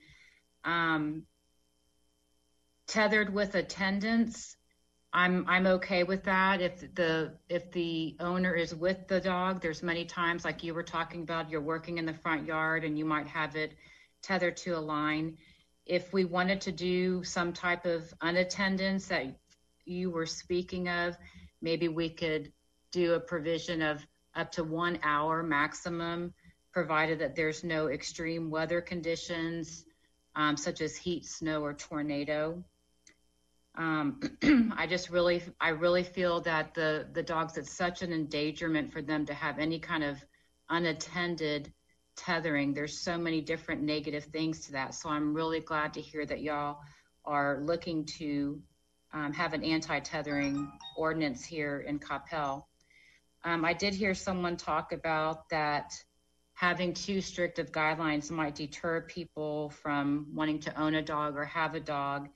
And I know that there's many dogs that need homes, but that might be a benefit to the dog. We don't want to be placing a dog in a situation where the owners have too much leeway to have their dog outside, tethered, unattended, that's not a good option for the dog.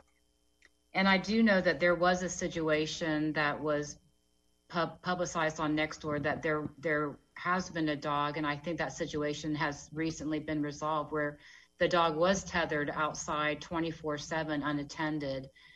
Pardon me. And apparently that has been resolved. But we do have that situation, or we did have that situation here in Coppell. And so it's just real important that we do pass this and have stricter guidelines so that it's not going to be an option for people if they do get a pet that they think that they can just keep it outside tethered, even if it does have food and water. So thank you. Your time is up. Did you want to add something to finish off your comment?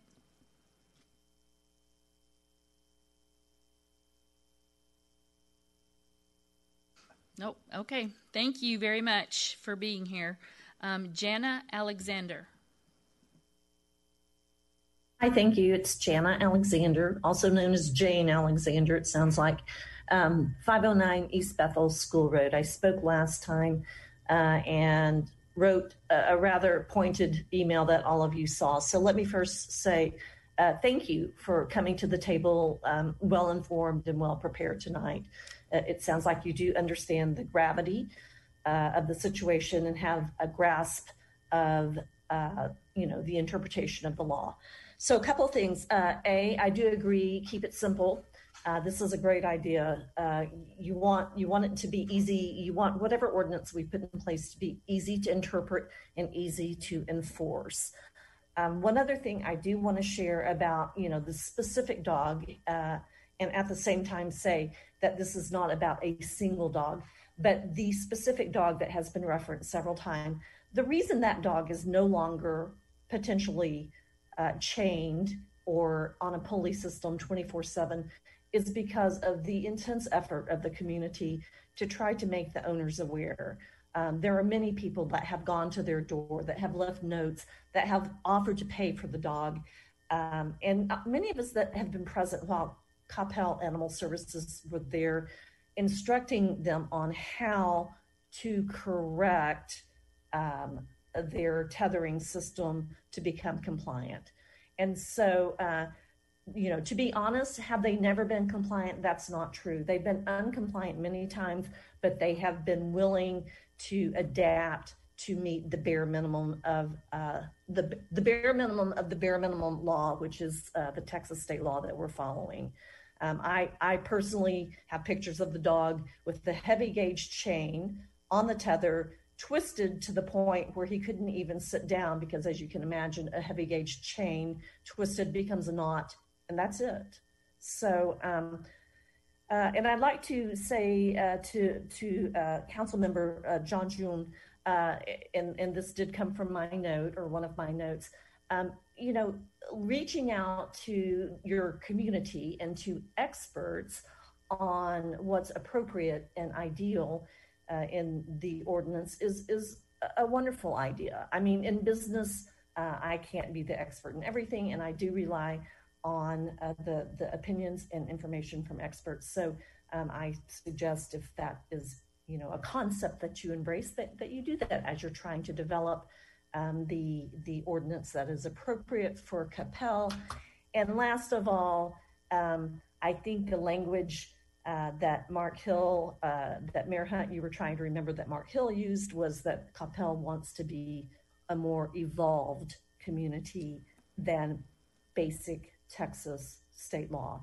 Again, thanks to all of you for, doing your homework and understanding really the implications of the Texas state law and opening your hearts and your minds to the opportunity to do something that is more appropriate for our community. Thank you very much. Ray Sora.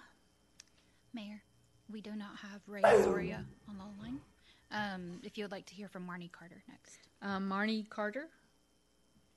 Hello, thank you for allowing me to speak tonight. My name is Marnie Carter. My address is 628 Johnson Drive. I had also prepared some notes to speak tonight, but after listening to the working session, my notes aren't necessary, so I'll just speak a little bit off the cuff. I completely also agree with simple. I recommend attendance with the dog must be 100% of the time. and would also recommend the maximum of 1 hour at a time. If the ordinance were to be longer than 1 hour, then in order to enforce it, we would have to have a police officer or an animal control officer monitor that dog and that situation for the entire period. So if we're talking about 3 hours, we'd have to devote that resource for a full 3 hours in order to enforce the violation. And I think that's, not a good way to spend our resources. So if we were to keep it minimal, that would be something that I think would work well for the city.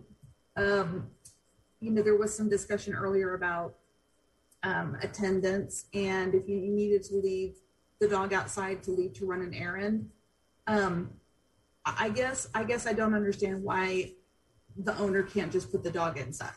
If you need to run to Home Depot for fixing your fence or whatever, put the dog inside, keep the dog safe, because we definitely don't want the dog to get loose and, possibly have, any kind of situation.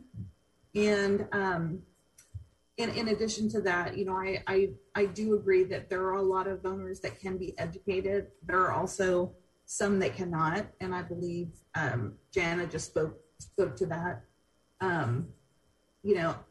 I think having Coppell be known also, not only for all the other wonderful things about our city, but how we also care for the animals in our city, I think is an important thing as well. And for that, I would just ask you to, consider a shorter amount of time and 100% attendance while the animal is tethered. And I appreciate you allowing me to speak tonight. Thank you. Thank you very much for being here. And did Mr. Soria come back? No? Okay. And no one else is on the line? Okay. Thank you. And thank you to each and every one of you who came to speak. And I'm really happy that you were able to also be here and listen to our conversation at work session. The next item on the agenda is the consent agenda. Consent agenda items are routine in nature and are generally enacted in one motion. These items have been previously approved through either budget or past council action. Any item may be pulled and considered separately, and the full descriptions of items A, B, and C have been on the screen. Are there any items that anyone would like to pull or consider separately? Seeing none, any items that people have questions about? Seeing none, I will entertain a motion. Councilmember Mace. Thank you, Mayor. I move to approve consent agenda items 7A through 7C. Second by Councilmember Long. All in favor? Long, Hinojosa Smith, Mays, Roden, Junn, Matthew Hill. In favor, none opposed. The motion carries. Thank you very much. Okay, now we are moving to item 8, and this is consider approval of the comprehensive annual financial report, affectionately known as the CAFR, for fiscal year ending September 30, 2020. And for those of you who are watching, this is what this item looks like. And we have Miss, we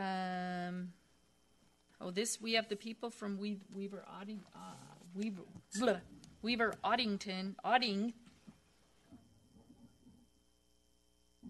Sorry, I dropped something.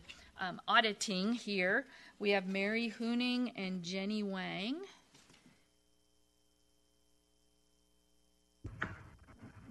Okay.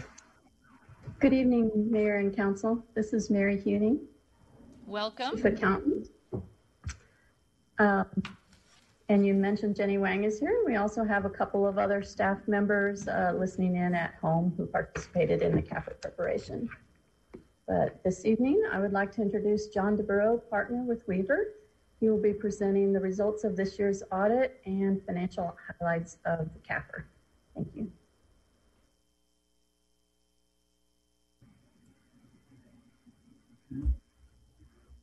Thank you, Mary.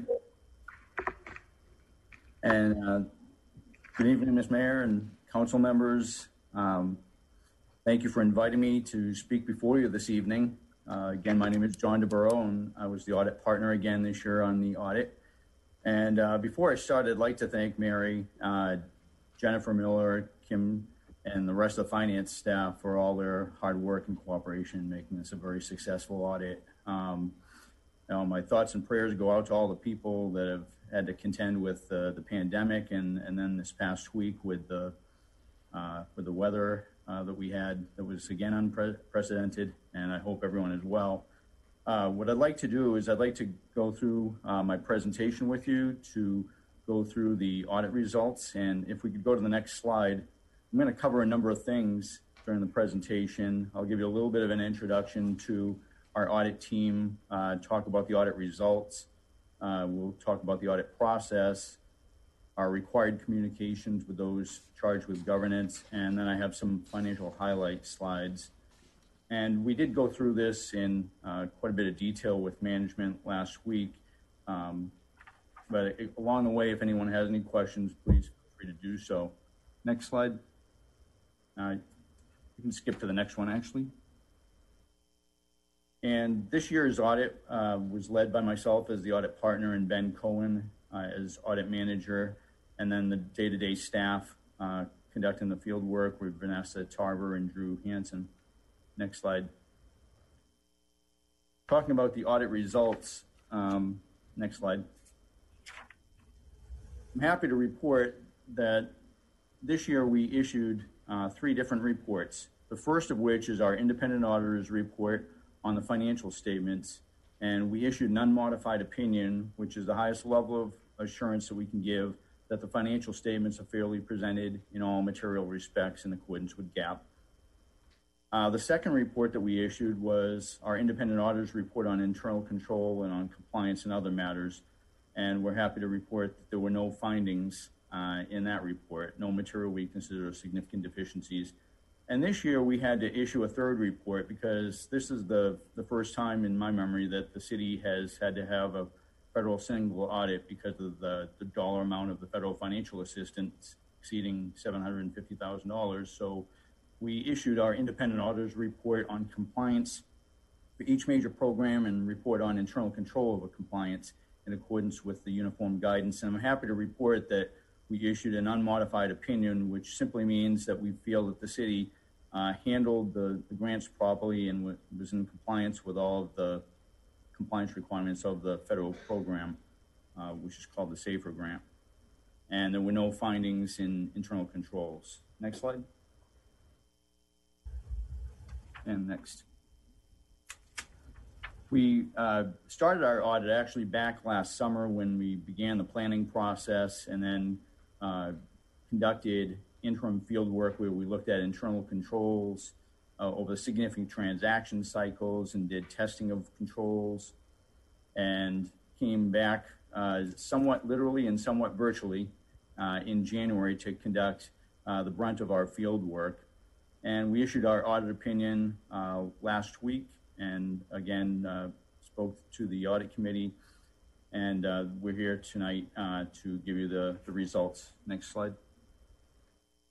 Our audit was conducted in accordance with generally accepted auditing standards, generally accepted government auditing standards, and also what's known as the uniform guidance, which governs the single audit process. And we used a risk-based approach to our audit, where we look at areas that could potentially be areas of higher risk of material misstatement, and kind of weight our resources a little bit more heavily in those areas. Some of those areas are revenue recognition and the related receivables, capital projects, payables. This year, the expenditures of the federal awards and the compliance with those grants, and something that we've never really had to consider before, but this year we had to look at the effects of COVID-19 on our expectations of the activity and the balances. Next slide, please. This slide just details some of the work that we performed during the interim field work, as I mentioned, walking through the various significant transaction cycles such as cash disbursement, payroll, investments, receipts of various types, and the financial close. Also testing compliance with the Public Funds Investment Act and performing tests of controls. Next slide. And again, when we came back to do our final field work, we had to identify the major federal financial assistance program that we would be testing this year, and that was the SAFER grant. And that was the one grant that had over $750,000 of expenditures during fiscal year 2020. And as I mentioned, the testing went very well. The city was compliant with all the major compliance requirements of the program, and there were no internal control deficiencies. Next slide. Or actually, two ahead. The next section, I'm just going to kind of skip through this a little bit because we talked about some of it, but this section contains our required communications with those charged with governance. And the first thing that we're required to communicate to you is our responsibilities under generally accepted auditing standards. And to paraphrase, our responsibilities are to express an opinion on the city's financial statements based on our audit procedures. And as I mentioned, we have issued an unmodified opinion. If we go to the next slide, this just outlines our responsibilities under government auditing standards, which in addition to the responsibilities that I just mentioned, we have to issue a written report on our consideration of the city's internal control over financial reporting and on compliance. And again, we're happy to report no findings. The next slide. This year, again, having the single audit to test, we had to design procedures to give an opinion on whether the city complied in all material respects with the various compliance requirements of the major program, and we've issued an unmodified opinion on the SAFER grant, and which was the major program. Next slide. I'm happy to report that there were no new GASB pronouncements to implement this past year. Next slide. There are no indications of any fraud or illegal acts, no material weaknesses. We also looked at the basis for a lot of the estimates that are embodied in the financial statements and felt that they were all reasonable. If we go to the next slide. As you can tell, there were no difficulties or disagreements in conducting the audit. It went very well. In the area of audit adjustments, we're required to communicate any adjustments that were made to the trial balance in arriving at the financial statements or any that we passed on. I'm happy to report that there were no past adjusting journal entries made, and the only adjustment made was to defer recognition of revenue for the SAFER grant. So again, next slide. The audit went very smooth, and I'd like to now go over some financial highlights with you. And these numbers are derived directly from that very large CAFR booklet that the mayor showed you. Next slide. The first two slides here will go over the general fund revenues of the city. And the general fund revenues during fiscal year 2020 totaled $70.8 million. That was only a slight change from the previous year, a $0.2 million increase, which is 0.3%. So it was pretty flat from year to year between fiscal 19 and 20. And it was really kind of the net effect of some increases and decreases. The property taxes, for instance, increased by $4.5 million, while investment income decreased $1.2 million. Licenses, permits, and fees decreased by 1.1, and there was a decrease in sales taxes this year. If we could go to the next slide. This slide just shows you a side-by-side comparison of the various increases and decreases that I just mentioned. You can see the property taxes, for instance, increasing from $33.7 million in fiscal year 19 to $38.2 million in fiscal year 20. And if we can go to the next slide, these next two slides will speak to the general fund expenditures, which totaled $58.2 million during fiscal year 20. That was approximately a $1.1 million increase over the previous year, less than a 2% increase. The biggest changes were capital outlay increasing by $1.8 million just because of the timing of some of the capital projects going on. Public safety expenditures increased by approximately $800,000, while culture and recreation decreased by $1.5 million, showing the effects of the pandemic. And if we go to the next slide, again, you can see the side-by-side comparisons here, the capital outlay being the biggest change, increasing from 1.7 million to 3.5 this past year. Now, if we can go to the next slide, which talks about the general fund balance, which totaled $87.1 million as of September 30th, 2020. The general fund balance increased by $11.2 million this year. Part of that increase was due to the increased property tax revenue that I mentioned just a few moments ago, and unassigned fund balance in the general fund represents 110% of the general fund expenditures. And next slide. This next slide looks at the general fund budget versus actual comparison. And what this presents is the revenues, expenditures, and other financing sources, both the original budget, amended budget, and actual budget. And overall, the city had a favorable budgetary variance of $7.8 million during fiscal year 2020. And that was kind of the netting effect of two things. Revenues were below budget by $3.4 million, while expenditures were also below budget by $11.3 million, showing cost savings throughout the city. And the next page, next slide, please. This final financial slide looks at the city's water and sewer funds, both the current year and prior year. Overall, the water and sewer fund had $19.1 million in operating revenues this year, and net position increased by $1.1 million. That was approximately $628,000 less than the increase from the previous year. The operating revenues and expenses were pretty flat from year to year, while non-operating revenues decreased $456,000, and capital contributions and transfers decreased $294,000, primarily due to a decrease in water and sewer impact fees. And next slide.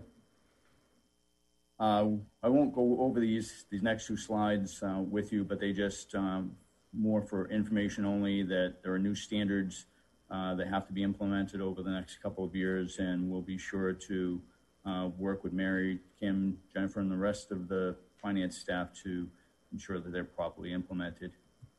Again, I'd like to thank you for allowing me to present the results of the audit this evening, and if anyone has any questions, I'd be happy to answer them. Thank you very much. We are always excited to hear results like this. Does anybody have any questions or comments? And a high five to the staff. We are always so thankful for you all keeping everything so clean and working so well with the auditors to make sure that we have this kind of a result. And it wouldn't happen without you guys and the way that you work with the auditing staff. So we appreciate you. And please take that back to everybody who touches. We really appreciate everything that staff does. And John, you guys have been great. We really appreciate you all. Was there anything specific that was unusual? I like to hear some accolades about how we're better than everybody else. But is there anything unusual that you found with us that you don't find with others? No, it was a great audit. It really was. I mean, you have a lot of talented people there in your finance department, and they were so cooperative, and they had everything that we needed, and it's a real credit, especially this past year because of the pandemic, and auditing in a remote environment has some challenges, but really we didn't skip a beat in getting through the audit. They provided us access to things that we needed, and everything was given to us timely, and I can't say enough. Thank you. Councilmember Roden? Yeah, just one question. Obviously, the unmodified opinion speaks to the fact that you looked at financial controls, but I just want to ask specifically, we had the unfortunate scenario where we had the large construction payment that was made fraudulently, and I know that at the time there was a lot of focus on financial controls. Did y'all do anything specific this year in the audit to review that, to make sure that we're following through on that? I'm sorry, my connection was dropping off a little bit. We looked at controls, and we tested controls surrounding cash disbursements and payroll and all the various things, and didn't see any weaknesses in those internal controls. Thank you. Yep. Councilmember Mace. John, thank you very much for your report. As usual, you guys are very thorough, and we're very proud of our staff for being able to let us see a report like this. As you're probably aware, we've got some challenges facing us with changes in sales tax collection methods and property tax limits on what we can do with our property taxes. Do you see any future risk in an audit pertaining to those specific pieces of legislation that are going to be implementing in the very near future? No, not from an audit perspective, because the auditing of the sales taxes and property taxes are very straightforward in what we do. We do detailed testing of the receipts. For instance, with the sales taxes, there are reports available through the comptroller's website, so it's almost the same as receiving a written confirmation of all the sales tax amounts. And the property taxes, again, have third-party confirmations through the appraisal districts and the tax collector's office. So it really doesn't. It's really not a high-risk area from an audit standpoint. Well, that's good to hear from your standpoint. It's going to hit us a little differently, but we're appreciative of your comments. Thank you. No, I understand. I wish I had better news there. Any other comments or thoughts? I do have one. I'm very thankful to Weaver for bringing one of our own, Drew Hansen, in on our on your team. It was fun to see his face, although it looked much older because my son and he went to high school together. So It was fun to see a Coppell boy being part of the audit team, and I appreciate that. It was unexpected, and it was fun. Yeah, we were happy to be able to keep the same team together again this year, and I know Drew was happy to be part of the team. Thank you. Anything else? Anything else? I'm looking at Mayor Pro Tem Hill and Councilmember Hinojosa Smith. Nothing? Good. Okay. Thank you very much. We appreciate you. And I see that Miss Miller also joined us. Thank you again for all that you do and for putting together this great staff and providing the leadership. We thank you. Thank you, Mayor and Council. Okay. The next item on the list is consider adoption of a resolution redirecting public... I'm sorry. You're right. Sorry. You're supposed to hit me. Sorry. We need a motion. Councilmember Long. Thank you, Mayor. as a guy that used to do what they're doing, that sounds great. What they've done, and I would like to approve item 8. Thank you, and we have a second by Councilmember Matthew. All in favor? Long, Hinojosa, Smith, Mays, Roden, Jund, Matthew, Hill. In favor, none opposed. The motion carries. Thank you all very much, and thank you for keeping me on track. Now, we'll go to item 9. Consider an adoption of a resolution directing publication of a notice of intention to issue certificates of obligation and authorizing the mayor to sign. And we have Ms. Tehan here. Welcome. You're on mute. Whoops. There you go. Thank you. Thank you, Mayor and Council. Before I begin this evening, I would like to let you know that Jason Hughes and Boyd London are joining us this evening. So I'll go ahead and get started. Staff is recommending the issuance of certificate of obligations in an amount not to exceed $23,250,000 for various waterworks and sewer system projects and a street project. Specifically, the bond issue provides $16 million for Beltline Road. This portion of the bond issue will be repaid with the debt portion of the property tax rate. The water and sewer system projects to be funded by this bond issue are $5 million for the water system redundancy project, $1.5 million for the painting and rehabilitation of Water Tower 2, $500,000 to replace various large diameter water lines that were identified through the asset management study. The total of these projects is $7 million, and this portion of the bonds will be repaid with water and sewer fund revenues. The not to exceed amount also includes an estimate for bond issue costs. Approval of this item is the first step in the issuance process. This item directs staff to publicize a notice of intent to issue certificate of obligations in the newspaper for 2 consecutive weeks. The first notice would be published on February 23rd, and the second notice would be published on March 6th.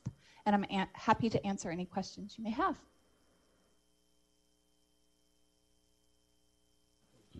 Questions? Councilmember Roden. Thank you, Mayor. I'd like, just for the public watching, to give a little history on probably the biggest item in this package, which is the $16 million for Beltline Road. Some 2 to 3 years ago, we all looked at a real challenge with Freeport, Royal, and that portion of Beltline all deteriorating at the same time because they were all built 30, 35 years ago at the same time. And so we came up with this plan of asphalting Beltline and Royal to get them to last a little longer and taking care of Freeport because it had the biggest need. And the hope is that going forward, when a council 35 years from now needs to do this, they're separated by 5 years and they don't have that problem. And then in addition to that, 2 years ago, we came up with a concept of setting aside funds, approximately, I'm going to get the numbers wrong, but $1.8 million or so each year for 2 years for the Beltline project, so that we could pay cash for part of that, and that's why we will be borrowing $16 million versus roughly $20 million, which is what the project will cost. So I think it's important for the public just to kind of understand that. Nobody likes these projects because when the project's over, there's not a new park or something that everybody can enjoy other than we're not going to have one of the major arteries through the town continuing to deteriorate. And the staff always does a great job of making sure that we're replacing utilities, et cetera, not just the concrete on the roadway. So I thought it might help just to give a little background.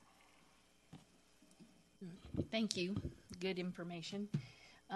Anyone else have questions or thoughts? Councilmember Mace. Thank you, Mayor. I'd like to reiterate or reconfirm what Councilmember Roden said. This has been a very long, thought-out process that goes back at least 8 years from the conception and maybe longer. At least that's how long Gary and I have been on council, so it's been ongoing for a while. I did have a question for Kim. On the water redundancy plan, I recall that the original estimate for that was considerably higher, and I know that we did some cost reduction efforts on that, and I don't want to get into the entire accounting of what we're doing, but are there any other funds besides this bond issue that are going to pay for that effort? So actually, Councilmember Mays, we are issuing this in phases. So we're issuing $5 million right now, and then another $1 million is for next year. And then if you'll recall, the 2020 bond issue included $5 million. So the total is $11 million for this project. Originally, it was for a second source pump station. Starleaf is how it originally started. And that we had originally estimated was going to be $16 million. I know that Kent is on the line, so if you have more specific questions about that project, I'm sure he can help us. No, that jives with my memory, so that was what I was looking for. So thank you very much. You're welcome. Thank you. Any other questions or comment? Councilmember Matthew. Thank you, Mayor. I move to approve agenda item number 9. Is there a second? By Mayor Pro Tem Hill. All in favor? Long, Hinojosa Smith, Mays, Roden, Dunn, Matthew Hill in favor, none opposed, the motion carries. Thank you very much, and we appreciate all your help with that. Thank you.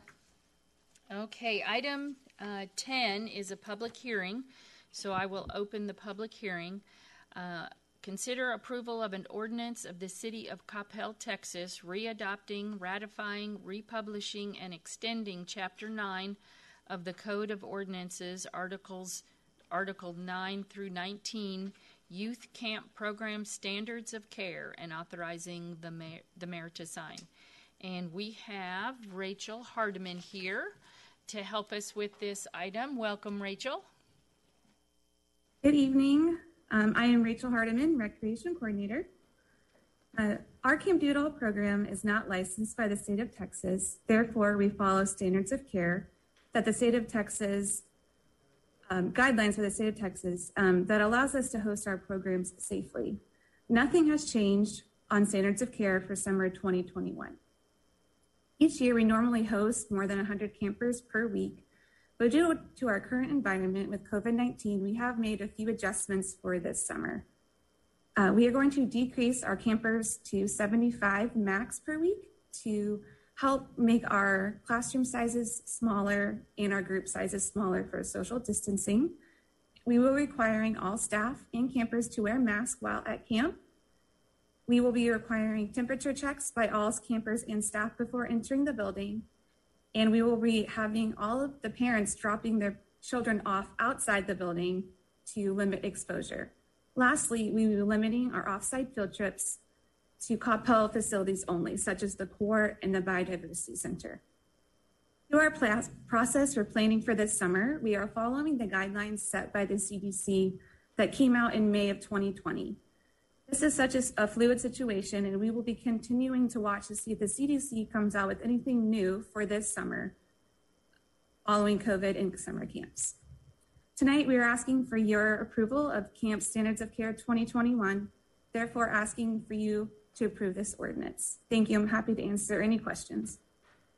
Thank you very much. I have a question. If the standards change from the CDC, what is your process to change? Do you have to come back and get your standards of care changed? No, ma'am. Everything else is just in addition. Okay. Yes, ma'am. Okay. Councilmember Mays. Thank you, Mayor. Thank you, Rachel. This is this report this ordinance that we have to approve each year is we see it and it's like the same thing over and over. I know last year that we cut down on the number of participants that we allowed at summer camp due to COVID. Is the number that you're proposing now the same as last year, or is it a change from our reduced level in the summer of 2020? We have increased our numbers. Last summer, we decreased it a lot because we were going to hold it at the Core, with limited space. This summer, we are actually going to be at Mockingbird Elementary with more space so that we can spread the campers out, which is why we made the number bigger. Okay, so we're expanding. So great. Thank you very much. Yes, sir.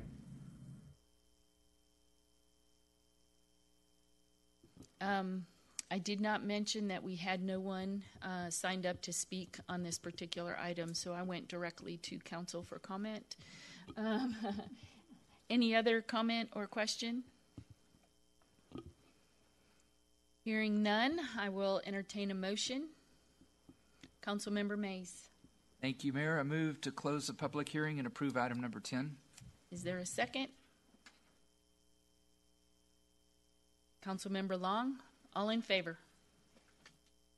Long, Hinojosa Smith, Mays, Roden, Jun, Matthew Hill in favor. None opposed. Motion carries. Thank you very much. Thank you.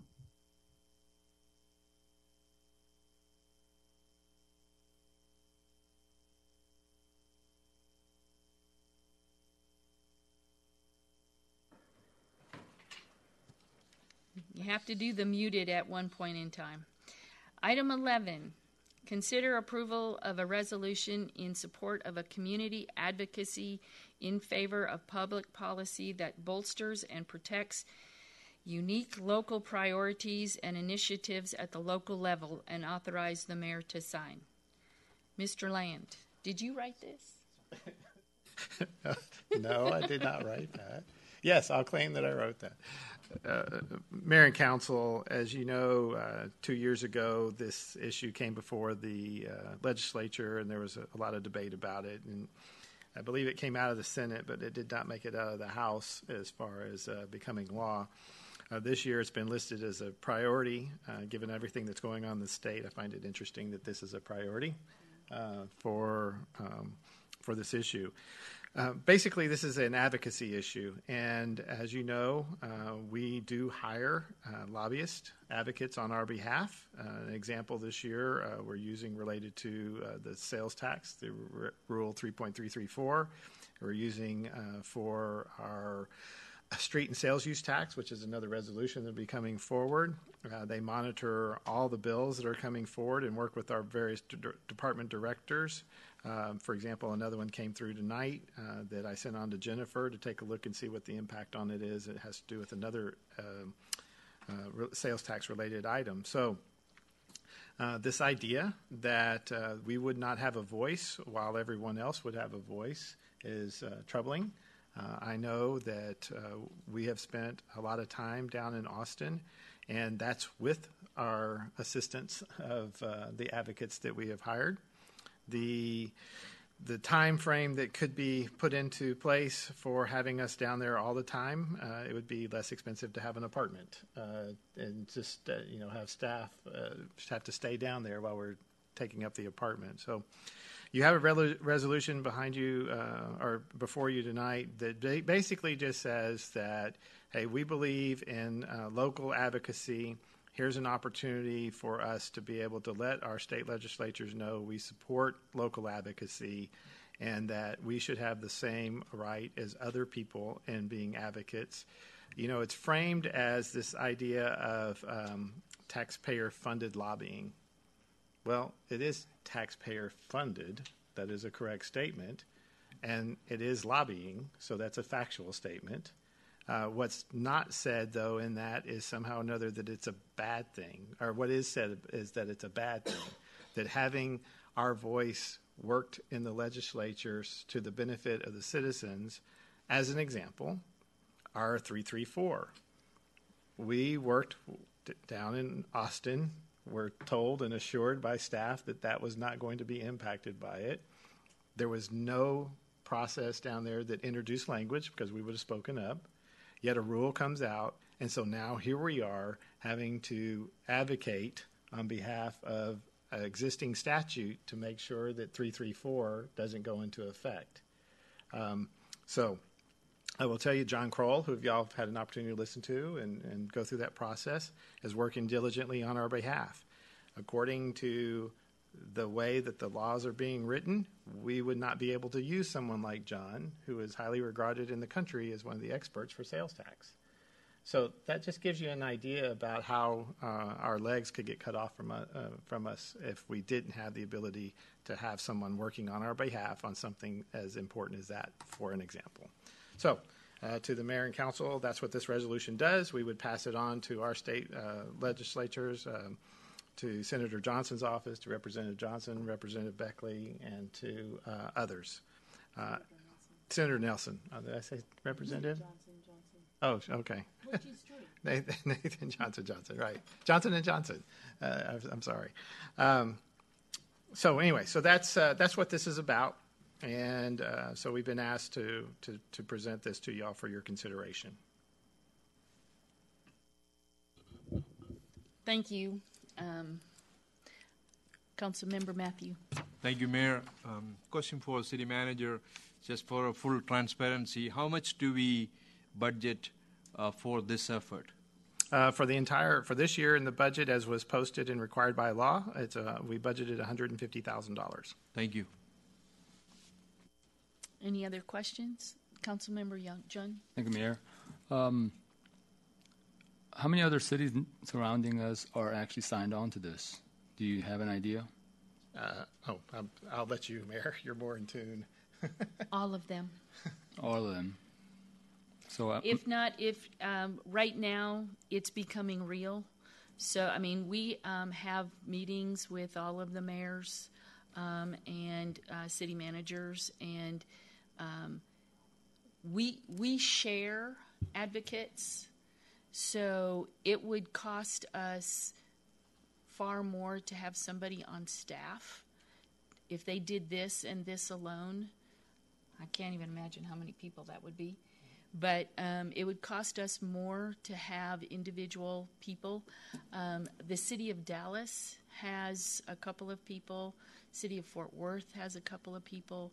But the rest of us don't have the funds to hire someone that this is their only job. And this was actually initiated what year? Do you recall? This issue has been before every legislature. No, I'm talking about in terms of having, well, okay. Yeah, I mean, it's been before, right, before every legislature. It's been a consistent priority for the council and their legislative agendas through the years. It really came, my understanding is, it really came to a head 2 years ago when it came out of the Senate and went over to the House, and it was defeated in the House. And if you recall, the House Speaker at the time used it as a way, when he was speaking negatively about others, talking about putting it to the cities. So there is a intense effort to, quote, put it to the cities by certain legislators, certain legislators down in Austin. And so just to add some more to it, we're part of the North Texas Commission, the Chambers of Commerce, and the school boards. Those different agencies all have advocates that we're partners with or members of. And so that's where this bill is really important, because how they define what is lobbying gets to be really tricky. And just to clarify, we're not doing anything different than any other cities, No. correct? Oh, no, if that was your question, no. I mean, in terms of the cities, Addison, Carrollton, Farmers Branch, Louisville, they all have advocates, lobbyists that are working. And for example, we're working with multiple cities on the sales tax legislation. So it's not just us. We're working with them as well. Thank you. And also these individuals that we call on as experts connect us with other cities that are doing the same kind of thing, so that we can share stories and understand. It's been very beneficial over the years. Councilmember Roden. Thank you, Mayor. The only thing I would add is the other thing these individuals do for us is there are 6,000 or 7,000 bills filed every legislature. Somebody's got to go through each of those bills, determine their effect on cities, determine their how they change previous legislation, and that can't be done by volunteer council people, spare time, because during those 5 months, it's an everyday changing event.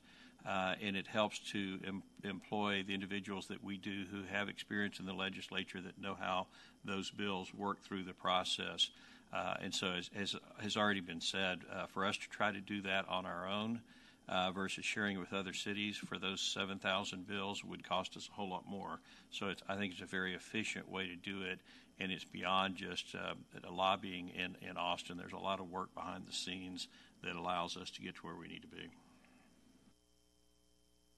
Any other questions or comments? Hearing none, I will entertain a motion.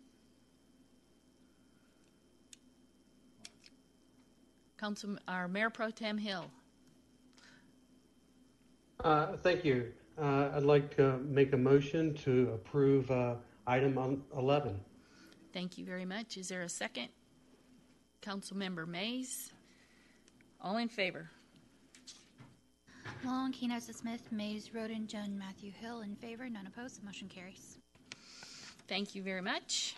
And item 12, consider approval of a resolution in support of the proposed House Bill 1538 relating to municipal sales and use tax for the street maintenance, providing for a 10-year renewal election for the sales tax street maintenance authorization, and to allow for the proceeds of such sales tax street maintenance to be used to replace or repair water, sanitary sewer, and stormwater drainage infrastructure when associated with street maintenance or reconstruction, and authorizing the mayor to sign.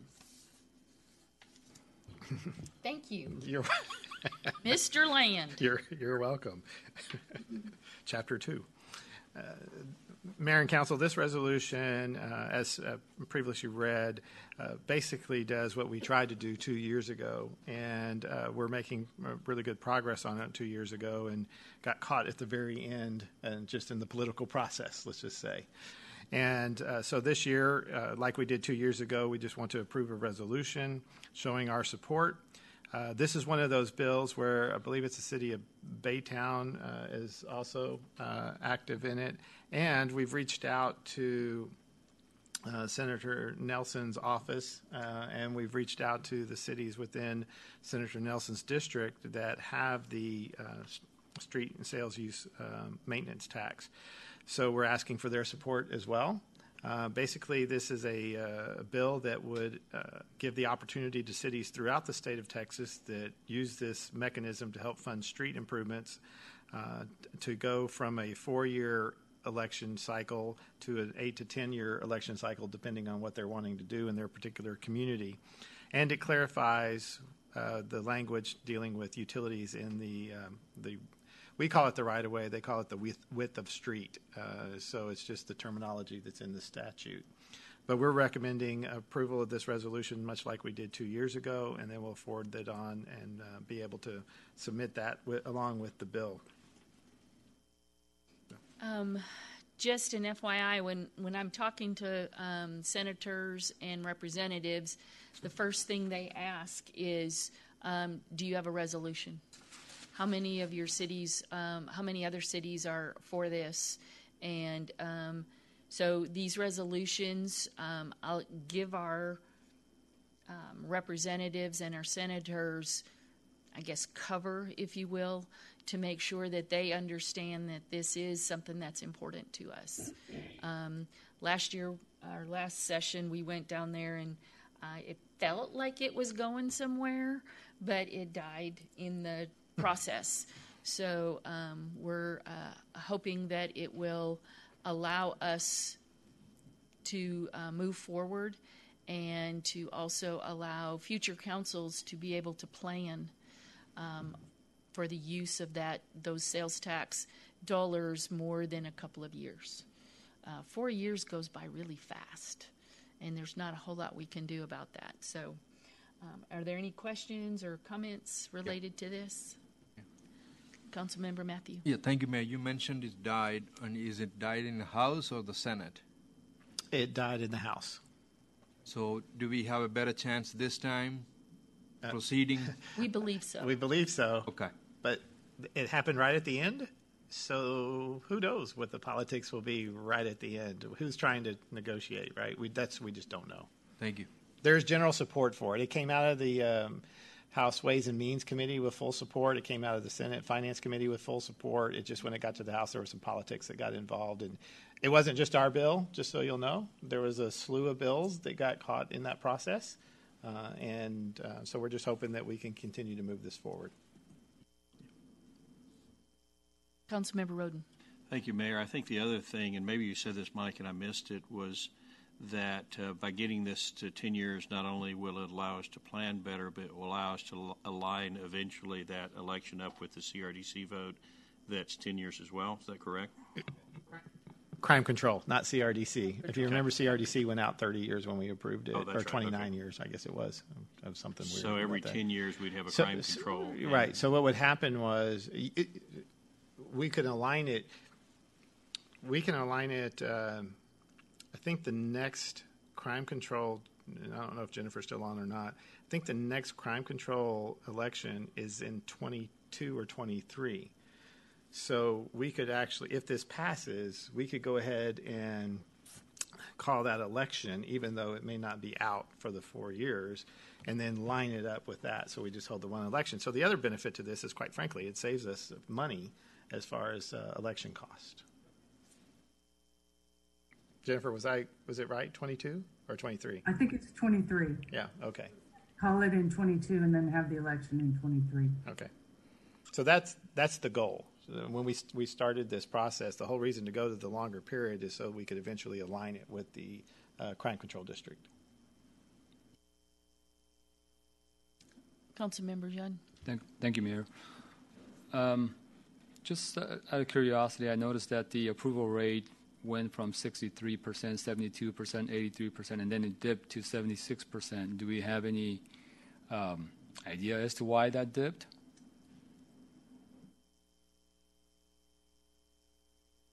No, I did not do any after follow-up with why there was a lower percentage, if you will. So, and I understand what you're talking about in terms of it might give you a better opportunity to, I guess, plan ahead. But for me, taking that from 4 years to 8 to 10 years is actually taking the ability of the citizens to express their thoughts and the way they feel about certain, I guess, proposals and resolution, proposals. So, I'm not in favor of taking away the citizens' right from having to be able to express every 4 years and then take that down to 8 or 10 years.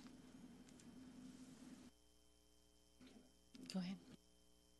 Yeah, I agree with that, Councilman, that we need to there's a balance between giving the citizens the ability to provide input as often as possible. For that matter, we could renew it every year. The challenge becomes when you're essentially committing those dollars on bond programs that are 20-year, 25-year programs. Even at 10 years, it's difficult to commit those dollars, not knowing that after 10 years the funds may not be available. So 4 years is just extremely short for a 20-year bond. And the other piece of that is, in this particular case, it is for street maintenance and repair. So it is one of those things, and basically everything underneath it. And if we have streets that we have kind of lined out that need to be replaced before there's a problem, and we are trying to be proactive, because when you do that, and we need to have a long-term view as a council to be able to reach out and go, okay, before that street goes bad, we're going to fix it, instead of having some of the issues that we've had historically when water pipes fail and we end up with, emergency fixes, which are very much more expensive. And that's the purpose of this, and the purpose will never go away. The redoing our streets will never go away. And I get it. We've been doing it with every 4 years election, and I just don't feel comfortable taking that away from the citizens. Okay, thank you. Any other questions or comments? Councilmember Long. Sorry, Mayor. I think it's a very valid thing that these are long-term contracts on replacing these streets and doing that sort of stuff. And if we have an opportunity to go to 10 years, I think it would be disingenuous if we stayed with the 4 years, number one. Secondly, if the citizens of the city don't like the way we voted on this issue, there's a 3-year cycle for our election, and so they can voice their opinion on Election Day. Thank you.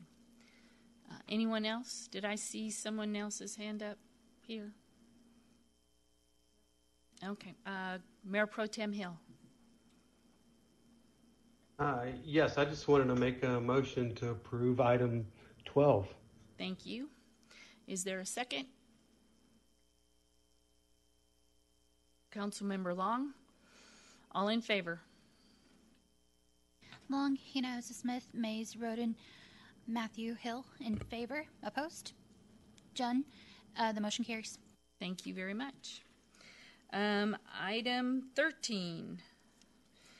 Consider approval of a construction license agreement between the City of Coppell and the Dallas Area Rapid Transit and authorizing the city manager to sign all necessary documents. Ms. Leach, how are you Mayor. doing? I am well, thank you. Mayor and Council, I am here tonight to seek approval for a construction license agreement between the City of Coppell and DART. If you'll recall, back in December, we provided a briefing to the Council on some of the construction activities that we were being advised were going to be occurring on the property that we own that's located in the City of Dallas that will ultimately be the site for the Cypress Water Station. At that time, we indicated that we were working with DART and their legal team on crafting a document that would allow the DART contractor, which essentially is AWH and all of their agents, to get onto the property that we own, to allow them to commence some of those activities related to construction. At this time, we've been advised that they are prepared to move in. They've received permits from the City of Dallas for some clearing and grubbing on the site. That was clearly outside of some of the really non-invasive activities that we had agreed that we would allow them to do in the interim. And so ultimately what we have before you this evening is a license agreement. It is a temporary stopgap document that will bridge us from where we are today until such time that we can bring the ILA to the council for consideration for the conveyance of the property, at which point that property would then be under the ownership of DART. The license allows for a number of different activities, so everything from surveying and inspections, again, really just non-invasive things, to everything including clearing, grubbing, site prep, demolition, actual construction of permanent structures, so flat work, that sort of thing. What this license agreement does not do is exempt DART or AWH or any of their contractors from obtaining any of the approvals from any regulatory agencies, from the City of Dallas on permitting. So it does not exempt them from having to walk through those processes in order to conduct any of those construction activities on the property that we own. At this point, I will pause and answer any questions that council may have. Council, any questions or comments?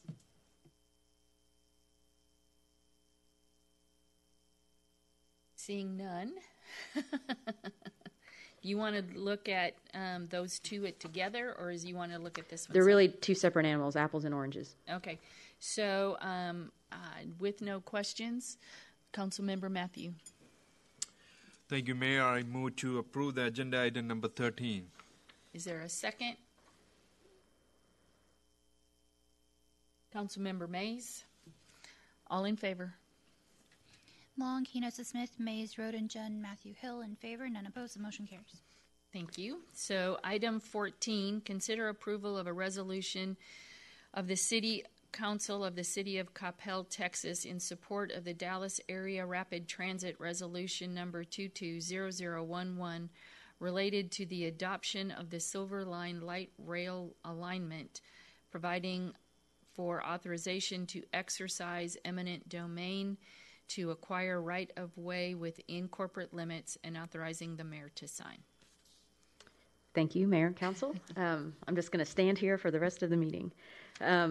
This is a purely administrative resolution that is before you this evening. It is the last, third, and final resolution of its type that will be brought to the council. And essentially what this resolution outlines is the City Council as, let me back up. I'm sorry. Let me back up.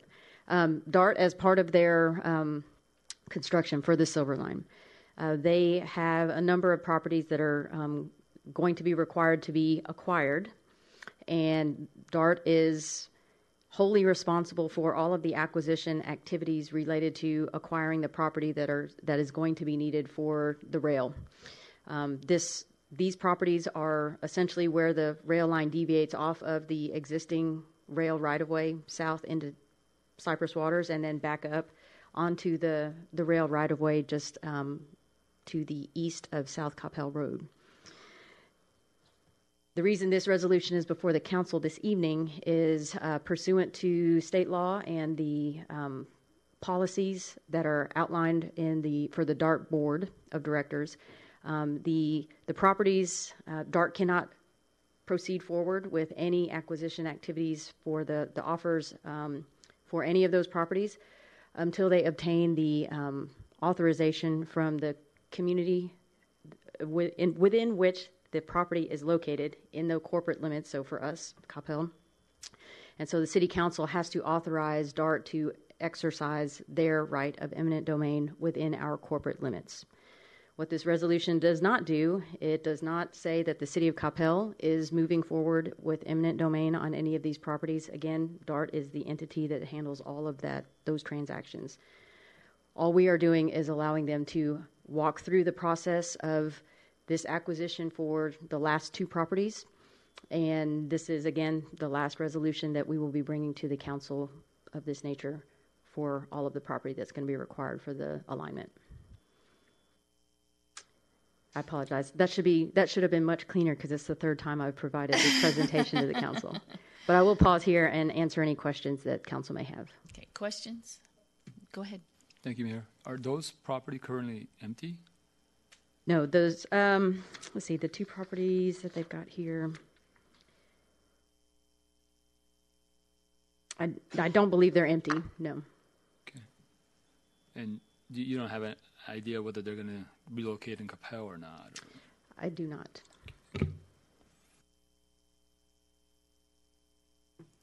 Any other questions or comments? Hearing none, I will entertain a motion.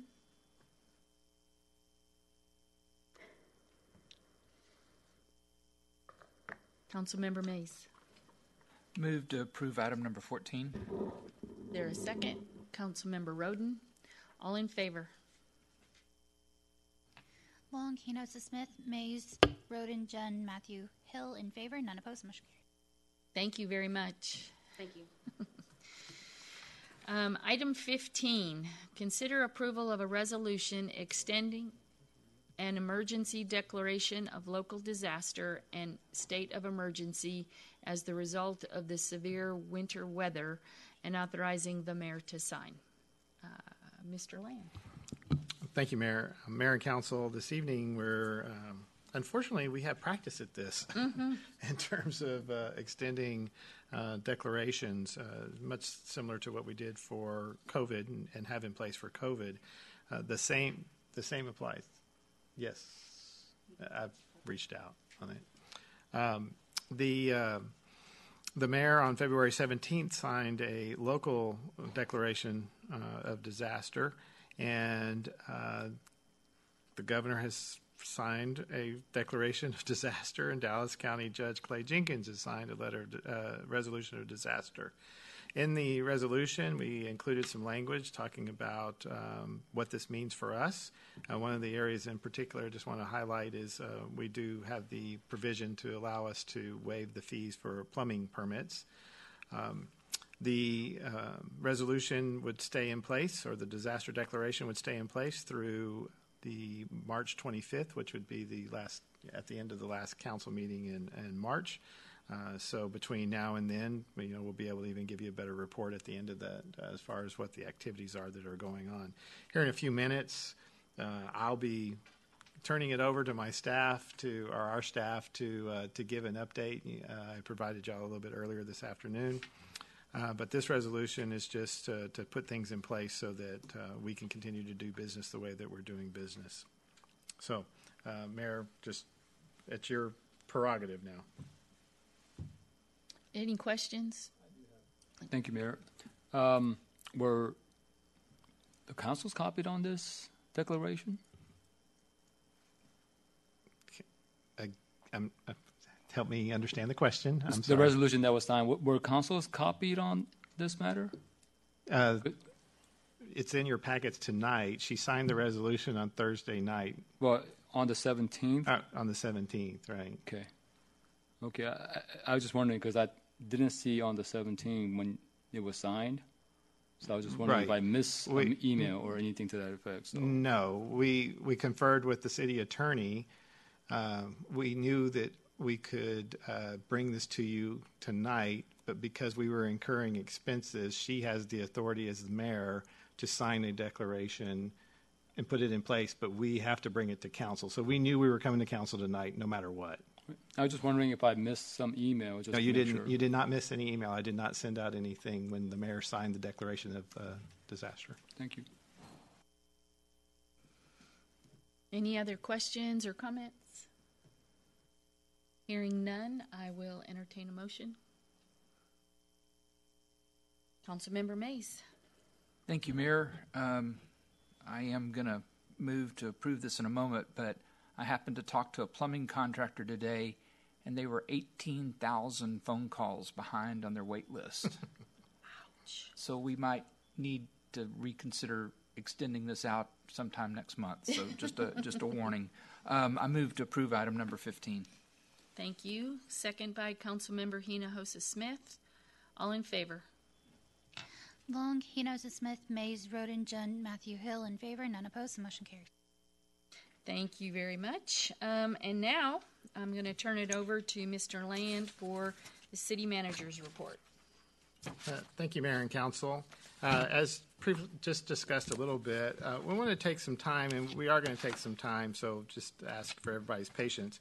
We are going to take some time just to go through a summary of the event that occurred last week in terms of the activities, as far as the services provided, the situations that we were facing, the communications that we had with the general public and internal and external. And this evening, we're going to have Kevin and Danny, Kent, Jared, Jessica, Jennifer, Mindy, and Hannah all give you just a high-level overview of what happened last week. So just bear with us as we go along. They are prepared to answer questions, and so don't hesitate. It's not something that you have to get all the way through the presentation at the end of the after Hannah. So we're going to begin this evening with Kevin, and behind Kevin will be Danny. So Chief Richardson. Good evening, Mayor and Council.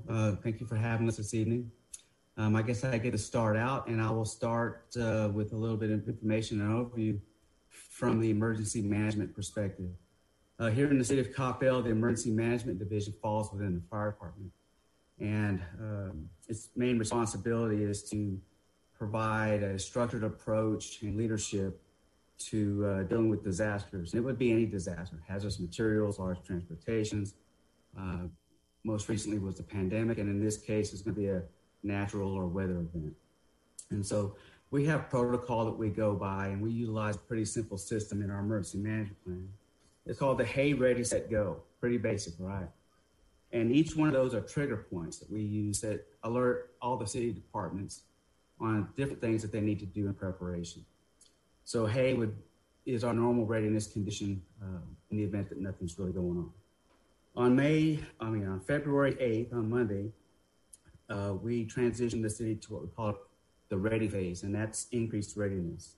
And that's where that's generally when a weather watch has been issued, it actions prompts by the condition. It would include things like situational monitoring, review the plans, resource status, determining staff availability, and placing personnel in a heightened on-call status. So it's kind of getting ready for the event. On February the 12th, we went to the set mode, which is a trigger point. It's really putting our staff and our city on high readiness. And it refers to the situation, in this case, to winter weather advisories and a potential and all of the things that go with it. Examples might include all of the emergency management plans, continuity of operation plans that we have in place. And start reviewing those and preparing for the situation that's coming at hand. At that time, we also adjusted our operational status at the Emergency Operations Center from a level 3, which is normal, to a level 2, which is partial activation. And then on Sunday, February 14th, that's imminent. That's when things started happening. That's what we call go. And that's under our maximum readiness condition. And this is when the hazardous conditions are imminent and have already occurred, and we are putting our plans in play. And at that point, we transitioned the Emergency Operations Center to level 1, which was a full activation. And the incident management system is a very structured way for us to handle the event. And we expand as the incident evolves. At the height of the incident, we had 24 positions filled at the same time, all at the Emergency Operations Center. And they represented the command staff, planning, operations, logistics, and finance, and all of the units that go within that structure to help coordinate and manage the incident. I'll give you an example of some of the assignments. Of course, we had our public information officer, liaison officer, and a safety officer. Those were command positions that reported to the incident commander. The operations section handles public works, damage assessment, fire, police, as well as shelter and mass care. The planning section is primarily ran by the emergency management staff that handles the resource units, situation units, and documentation unit. You can imagine the amount of documentation that has to be done properly and take place for us to make sure that we are adequately prepared if we're eligible for funding. The logistics section handle things like the supply unit, facilities unit, communications unit, food unit, ground support. And then, of course, the finance section included time, procurement, and compensation. So those are just a few areas. We had up to 24 people at one time in the Emergency Operations Center, simultaneously running the incident for the city on a 24-hour basis.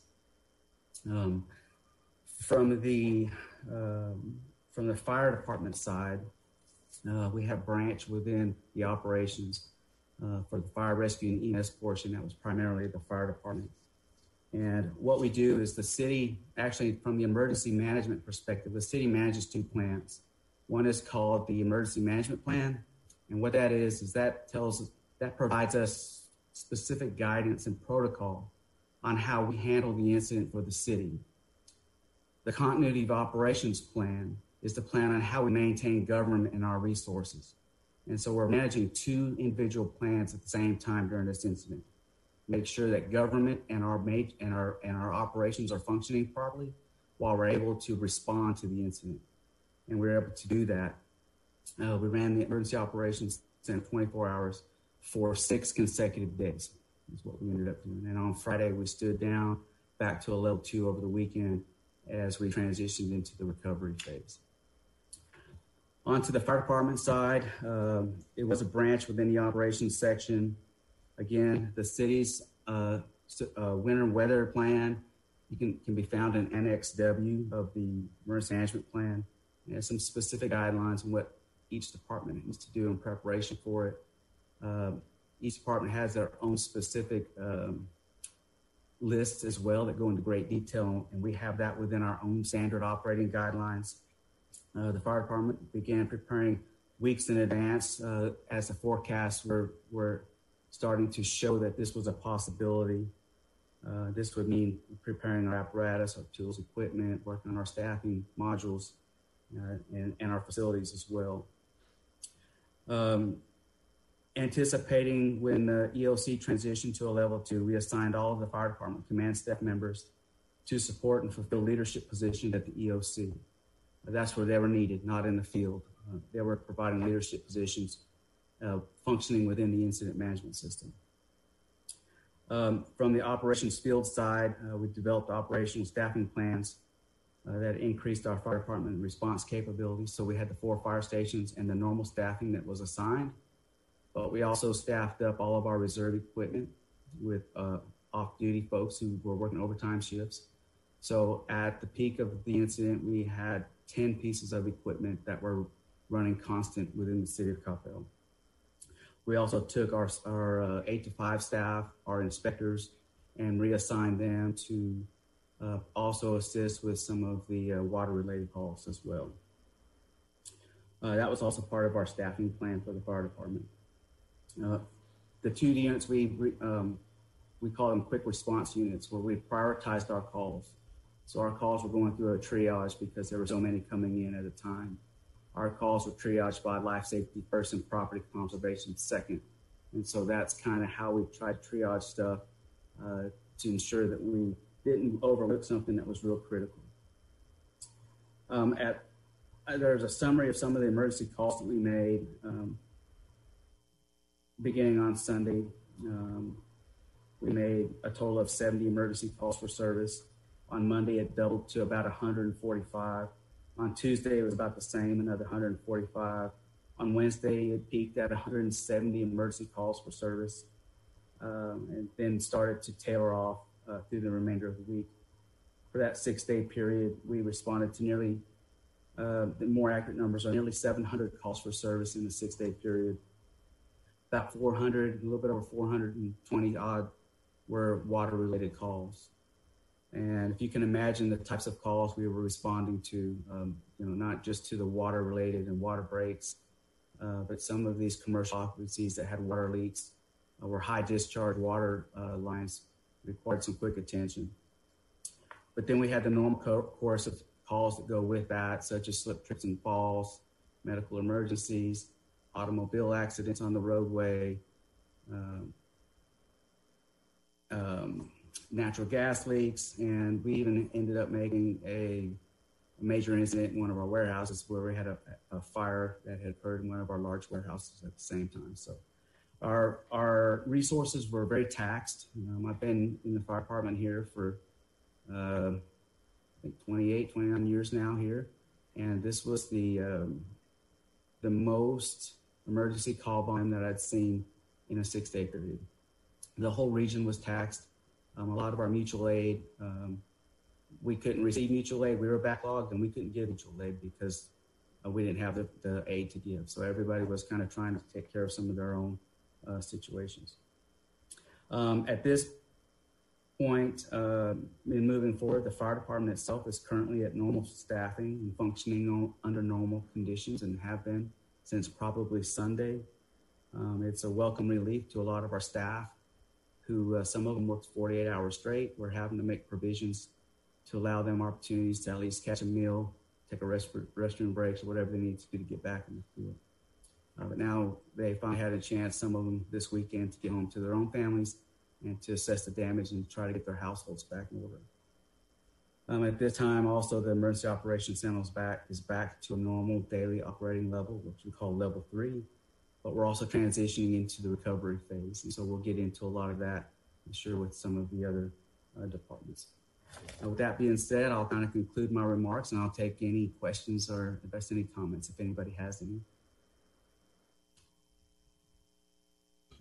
Thank you, Mayor. Chief, first of all, I just want to thank you so much and the fire department for all that you have done during the past few days. I know it's something that we didn't expect, but it is something that we are all appreciative of all the things that you've done. That goes as well for Chief Barton and the police department, and of course all of the staffs here as well. And credit to Mike Land as well for doing an excellent job when things happen that we didn't expect. With that being said, I know some of the residents were in fact on the same power grid with the fire department, so they didn't lose power. Is that correct? Do you know? Or I'm sorry, I didn't get the question. Yeah, all three of our stations did lose power. So the reason why I ask is my partner lives across, and he said he was on the same power grid with the fire station. He didn't lose power. Yeah, it's when I spoke with Keita, we don't have any way of knowing who's on what lines, transmission lines or anything along those lines. But all three of our stations did lose power. Okay. And City Hall lost power. 265 lost power. Yeah. And the reason why I asked that question is because I think we live in an exceptional city where even residents are willing to reach out and help out, and if we were able to identify some of those houses that are on the whatever grid they were on then that didn't lose power, if we had some sort of a citizen emergency response team that could actually accommodate some of the residents that might not be able to, whether it would be cooking or whatever it is. That I think that it'd be a great and additional team that could be a resource for the community in case of emergency situations. So that's why I was asking about if you were able to identify some of the houses. And I'd be happy to comment on some of that. I would tell you that we have filled out. There's priority facilities that are supposedly on a grid. And I will tell you that all of those priority facilities lost power. We had nursing homes that lost power. We had fire stations that lost power. So I'm not sure how accurate the grid system is and how well it's protected. But the challenge was trying to maintain power in critical infrastructure. And so we were able to do that, maintain our response levels, and we're able to catch some needs. Mayor Pro Tem? Or some. Chief, I just want to say great job. I've heard some accounts from people where they were in distress and they got just a fantastic response from emergency services. I have a question. Do each one of our firehouses have backup generators? Yes, sir. All city facilities have backup generators. Okay, and so you guys, the power went down, but it was just a brief blip then. That's correct. We were able to restore power in a reasonable amount of time. I think we had some technical issues over the 6-8 period, but it wasn't anything that our facilities team couldn't work through. Good deal. We even had some water line breaks in the facilities in the middle of all of this where we had to displace some firefighters. The fire station was inhabitable.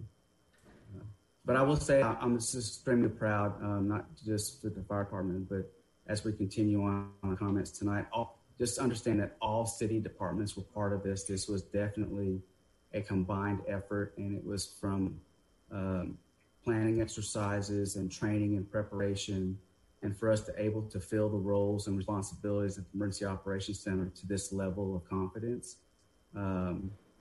It's something that we can all be proud of. So. I will say this though, made a call actually that one I haven't made here in the city of Coppell. So we made a bunch. We made pretty much seen it all, but the one I hadn't seen is we had a horse. We had to rescue a horse from a water pond that had collapsed through the water and was stuck. So, that was a new one for us. So, but we were able to help the resident take care of. I hadn't heard that one yet. Councilmember Hinojosa Smith. Thank you, Mayor. I just want to say a heartfelt thank you to all of our personnel, our fire department, our police, our staff. So much. I mean, you can only prepare so much, and there was so much unknown and so much unexpected, and you all truly did an amazing job, from checking on our elderly to closing water for people who may not have a key and didn't know what to do, to checking on people all around, and just sending out information, Hannah Cook for making sure everybody was in the know on what was happening. And I mean, just everybody really came together, and it was just great to see, I had no power connectivity for like 4 days, except for an hour here or there. But, just whenever people could reach out to me, just they were saying how much they appreciated being in a community like ours, where everybody just really came together and really was helping, and everybody just did what they had to do and went above and beyond. So I just want to say a heartfelt thank you for everything that you guys did, for all the long hours that you put in. And I do hope that everybody's able to reset and after the craziness that we all experienced last week. So thank you. All right, if nobody has any questions for me, I think Danny's next. Well, we'll turn it over to. I'm sorry. Wait. I was going to say Chief Barton, you're next after they finish asking questions. Councilmember Matthew has a question. Yes, thank you, Mayor. I also want to echo the same sentiments here that the fire department, police department, and all other departments did a great job during this difficult time. We all are looking at a report from the city manager, all the activities that city department have completed during this time. Is it possible we can make this public, Mike, on the website tomorrow or tonight? The plan was to put it out there for the public, but we wanted to show council first. In case you had some questions or something that we needed to. Yeah, so those of who are viewing online, so this report will be available for you to see all the activities that each department have done and completed during this time. My specific question to Chief Richardson is, you mentioned all the 3 fire departments lost power. How long did that continue? How long did that sustain? Right, so it was variable. So we would experience some of the rolling outages. Some buried it for an hour or so at a time. But they were not all at the same time. But we have uninterrupted power supply that would keep our facilities going in between the transition to generators. So theoretically, we never lost power. And so we would just hear the generators kick on and off throughout the several days. Okay. So just to follow up that, what can we do as a city to make sure that this wouldn't happen again? I mean, for fire department, police department should have continuous power, right? So let me go to first Councilman John's comment about Encore. We've invited Encore to come. They obviously are putting all their pieces back together before they do the presentation. So that's the appropriate folks to ask that question to. So I'll just real quickly, I'll tell you, in my conversations with them, when ERCOT told them it's time to, call it lower the amount that they have, the way that Keita explained it to me, and again, I'm going to defer to her because that's their world, is all they're looking at is where can they dump the load. And so when they mentioned this idea about we had primary areas that we had to keep, I can tell you that Kent was on the phone with Keita several times because the Village Parkway station would get dumped. And so it's more random, at least as I understand it. But to your question, that's really for Encore. And when we bring them here, you'll have an opportunity to ask them that. Kent's on the line. Facilities did a phenomenal job to keep us up and running. But the issue with the generators is we have diesel generators at the stations to power them up. So when the power goes off, there's a time period that the power's off, and then the generators kick on. One of the things, so Kent, you can correct me later. Well, I just want to talk about the freezing temperatures brought a different issue to the generators. There were generators that were working, but were not working at full strength, and you didn't know they weren't working at full strength, right? Jared will talk about that, or Ken will talk about that at Town Hall. There were generators that, because of the freezing temperatures, filters would freeze. So therefore, then you had to deal with particular issues. So to answer your question, that's part of the analysis that happens afterwards. We haven't gotten there yet. So that's the most straightforward answer for you. But that's some of the things that were going on at the time with the generators. Not all generators are also geared for full functionality. For example, there was some controversy about the art center and the lights came on, right? And, we told you, look, nobody went in that day. They hadn't turned off the lights, the normal lights that are there. The generators, at the art center, are there for emergency purposes only. Let's say something happens while there's an audience there, the exit lights come on, right? And so this keeps the exit lights on and the safety lights. It's not there to run the HVAC system, because people asked about making that the warming center. Right. Those generators aren't sized for that. So there's only certain facilities that have the size to run the full operations that we have. And I know Jared and Kent can talk more about that, but that's a simple man's version. No, I'm sorry. That's a simple man's version, but I'll let them continue on. So if you want to answer, that's fine. Yeah. So I just want to make a clarification, because some people were under the impression that Art Center wasn't hooked up, and there was I guess there was a mistake or something, but that's not the case, right? Oh no, it was planned. It was planned and designed to do exactly what it did. Right, but not for such as it's not designed right. So I'll give you an example. 265, which is where engineering is, here at Town Center, because we have our primary server farm as an example. The fire stations, the core, those are specifically sized to keep those operations going for the things that we're doing. The library, it's not sized for that purpose. The art center is not sized for that purpose. That just gives you an example.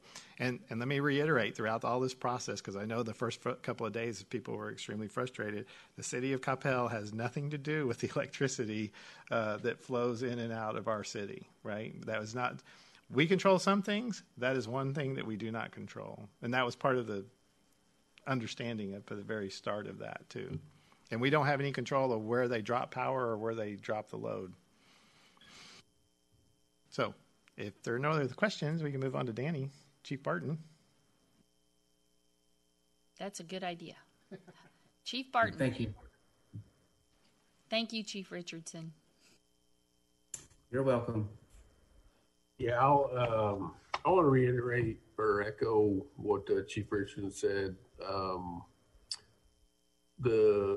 the city departments worked amazing together, and it was every city department. It was not just emergency services, and it went really well, and the communication within the staff was really well. So I was really proud to be a part of it. I'll just be quick here. So the PD, we called all hands on deck.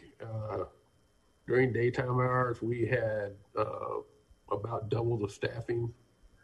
You probably saw a lot of squad cars with 2 officers in them.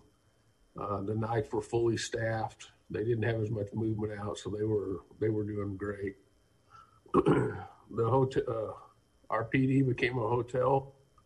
Most of the officers that were working those shifts just brought air mattresses and we put them in rooms and they slept until their next shifts. Our generator worked magnificent. So we would have the blink when the grid would come on and off, but overall our generator did a great job. Animal services, they had one person coming in every day to check on the animals and feed them and water them, things like that. There was a pipe burst at the animal services kennel, but it didn't impact any animals or anything like that. PD provided security at the warming station at all times when it was open. Utility billing even walked us over some shut-off keys, and the police officers assisted Public Works with turning off water at residents wherever we could. We did have several residents that we just kept checking on because we were worried about them and they didn't want to go anywhere else. And so, in fact, I was talking to the shifts today. They're still checking on some of those residents because they still don't have their apartments and stuff are still down. I know Paul Gonzalez was taking water to a bunch of apartments today. So overall, pretty good. On the car wreck, we had 15 car accidents during the event, which is a really low number, but that's probably because everybody stayed home, which was good. We had 31 alarms during that period. So overall, PD was dispatched to 539 calls for service during that period. So just like fire, it was just call to call, go, go, go. And, again, my hat's off to staff for working well together. I thought Public Works and FD and PD out in the field were really doing good stuff together. So I'll leave it at that, unless anybody's got a question.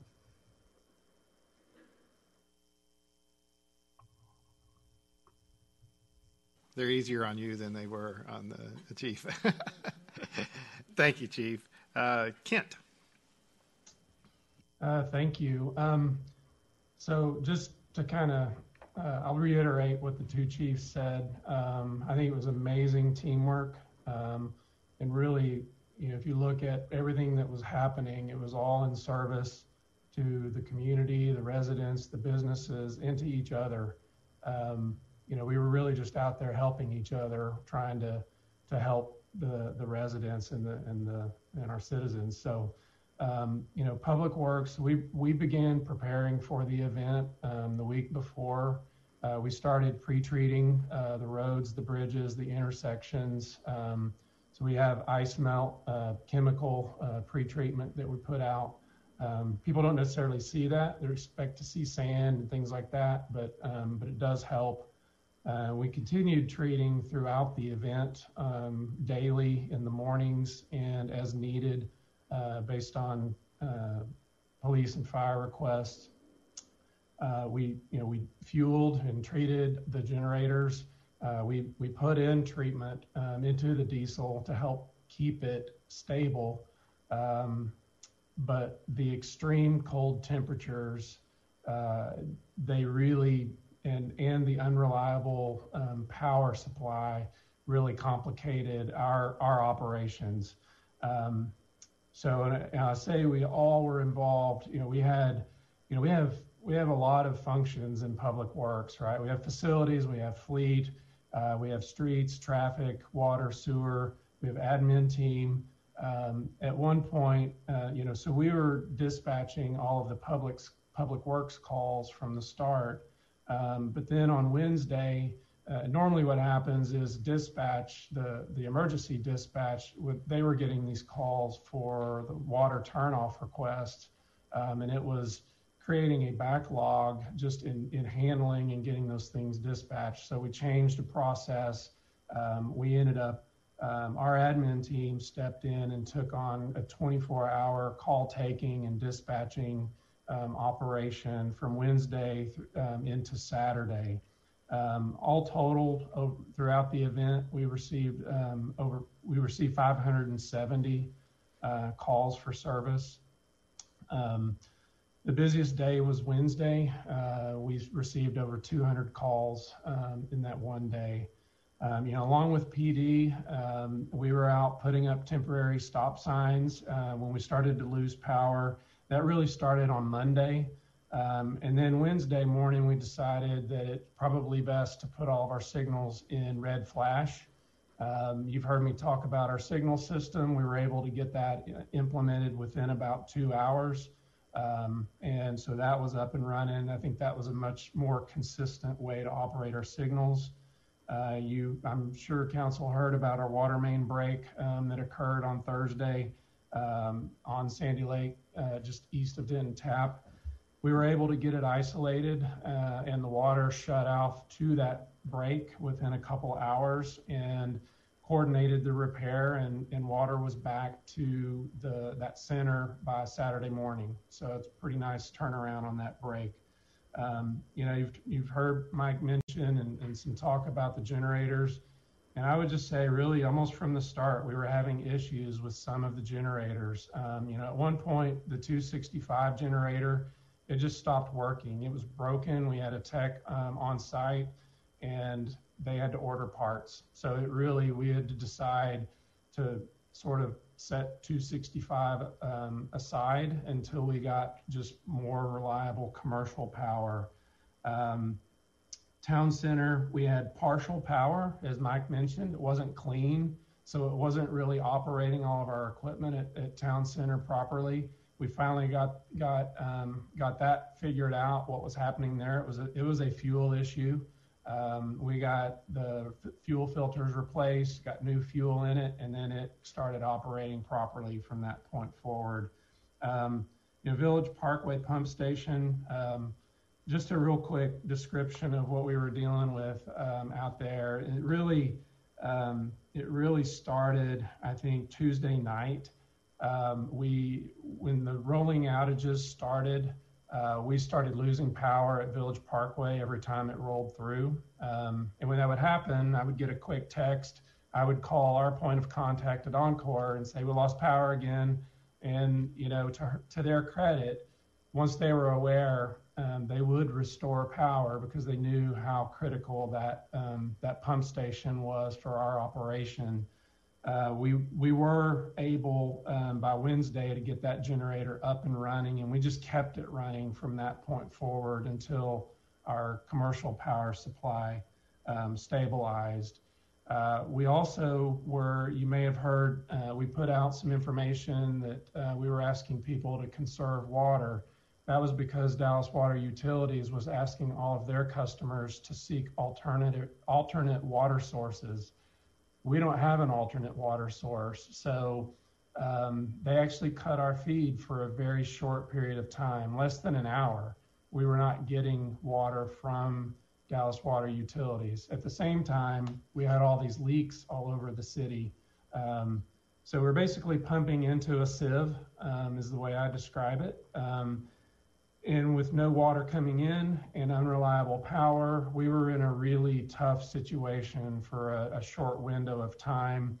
Fortunately, because of our good working relationship with DWU and reaching back out to Encore, we got to a point where we had more stable power supply. Dallas Water actually gave us our full contractual volume. I think it was on Wednesday, 18.5 million gallons. So to their credit, they were battling their own problems in their system-wide issues, but they did supply us with what we needed to get through that time period. Fuel was also a battle. We've never been in a situation where we're having to run generators for the length of time that we were. We were preparing for rolling blackouts, not extended loss of power. So we were kind of taxed on the fuel supply side. Fortunately, we were able to reach out. Again, teamwork, community development, purchasing, reached out to some of our retail suppliers, QT, and we set up some temporary transports and just started kind of making it work. We had to be innovative and think outside the box and keep things going. Facilities been mentioned. They were running around really fixing things, repairing things, getting things running, trying to troubleshoot what was happening. At one point, Fire Station 2, Chief Richardson mentioned we had a leak in a sprinkler system. And the firemen at Fire Station 2 shut off the water quickly, but facilities ran over there. They got the area isolated. They got it cleaned out. We had a contractor there the very next morning. And by Wednesday afternoon, the very next day, the space was in a condition where it could be habited again. So that was, I think, a really good example of what facilities was doing. But we had facilities people on site 24/7, beginning Sunday through, I think, Friday. They finally went home. And we're not, Public Works, we're really not set up for 24/7 operations on site, but we had people on site around the clock to help. I've already mentioned, we were able to kind of squeak by and maintain our water system pumping operations. We did at a point, we lost some of the storage in our elevated storage tanks. We were watching it literally minute by minute, and I was getting updates. And so the communication really was key. We always had people on site. We always had people monitoring it, just working the systems. We have a lot of expertise within Public Works, and those people were really kind of put to the test. And so I think, as an organization, the teamwork and just across the board was great. I'm really, really proud of Public Works and the way that our folks across the board did and performed during this event. And Mike's already mentioned it, but I do want to kind of at least acknowledge some of our partners that helped us. Dallas Water Utilities, getting us the water we need, the volume we needed. Quick Trip, stepping up, both ends of the city. They were offering to help us with our diesel. We have Canary Construction, who helped us with the water line break. Custard Construction, which is on the facility side. NEMA 3, which you guys may know that is our electrician. These people were dealing with the same things that we were dealing with, yet they showed up to help us and were cooperative. And Mike mentioned Keita Hobbs with Encore.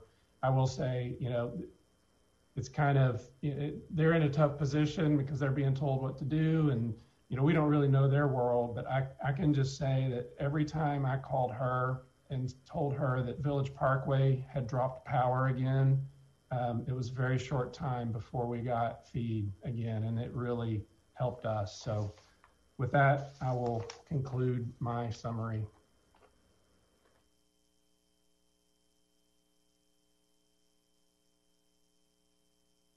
Questions? Go ahead. Thank you, Mr. Collins. I just had one question. How often do you test the generators? We test them, I think it's on a monthly basis. But we had, heading into this event, we had tested all of the generators. Clearly, the temperatures weren't 5 degrees or 2 degrees below zero when we were testing them, and it was really the extreme temperature that impacted the fuel. Thank you. Yeah, there is a reason why there are very few diesel trucks in North Dakota. So there are ways. You got to have your car plugged in all the time. So who do you have next? We have Jared, followed by Jessica. And I appreciate y'all taking the time. I just think it's important for y'all to hear.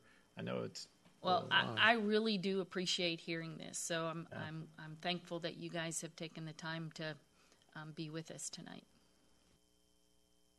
Go ahead, Thank Jared. you. So yeah, most everything that everything that I was doing was to support everybody else here. So that was our goal, was to really get basic systems up, internet, phones, those types of things.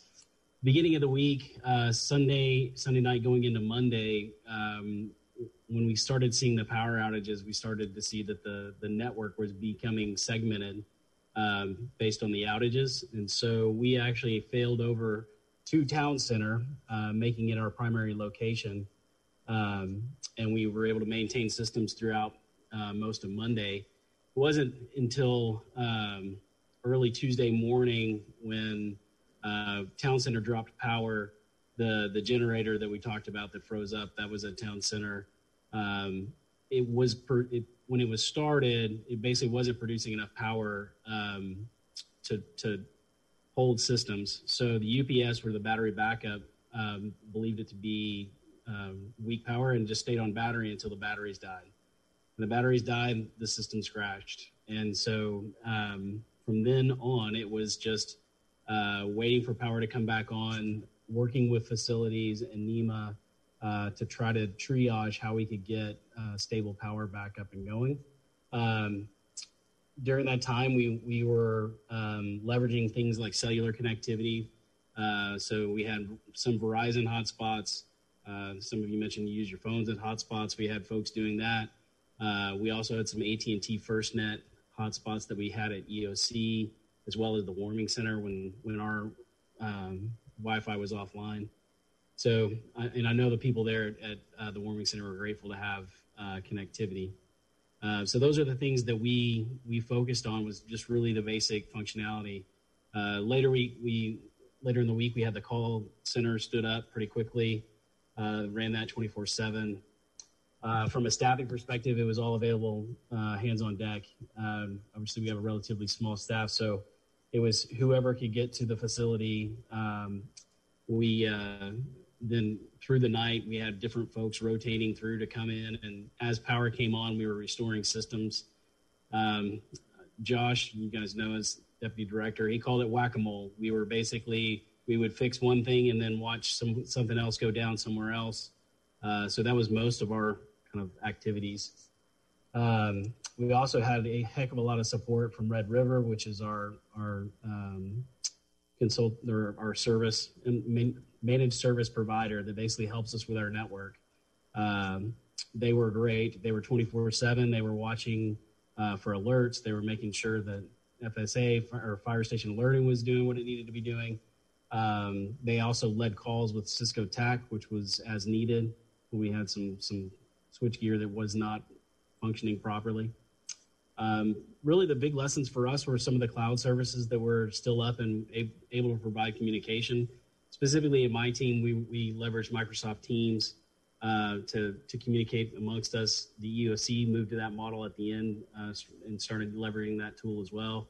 Zoom, of course, we ended up at the EOC with an open Zoom call.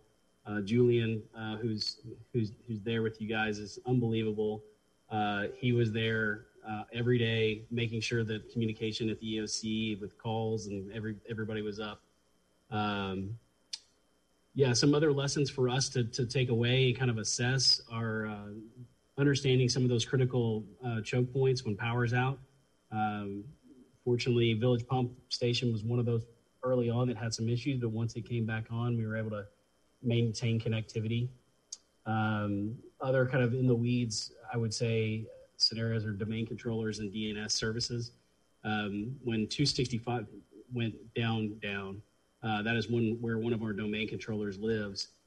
So we have redundant domain controllers, but now it's a scenario where we might look at additional redundant domain controllers.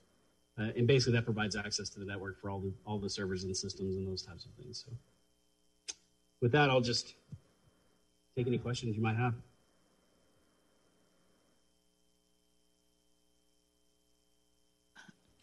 Councilmember Matthew. Thank you, Mayor. I have a question for Gerard.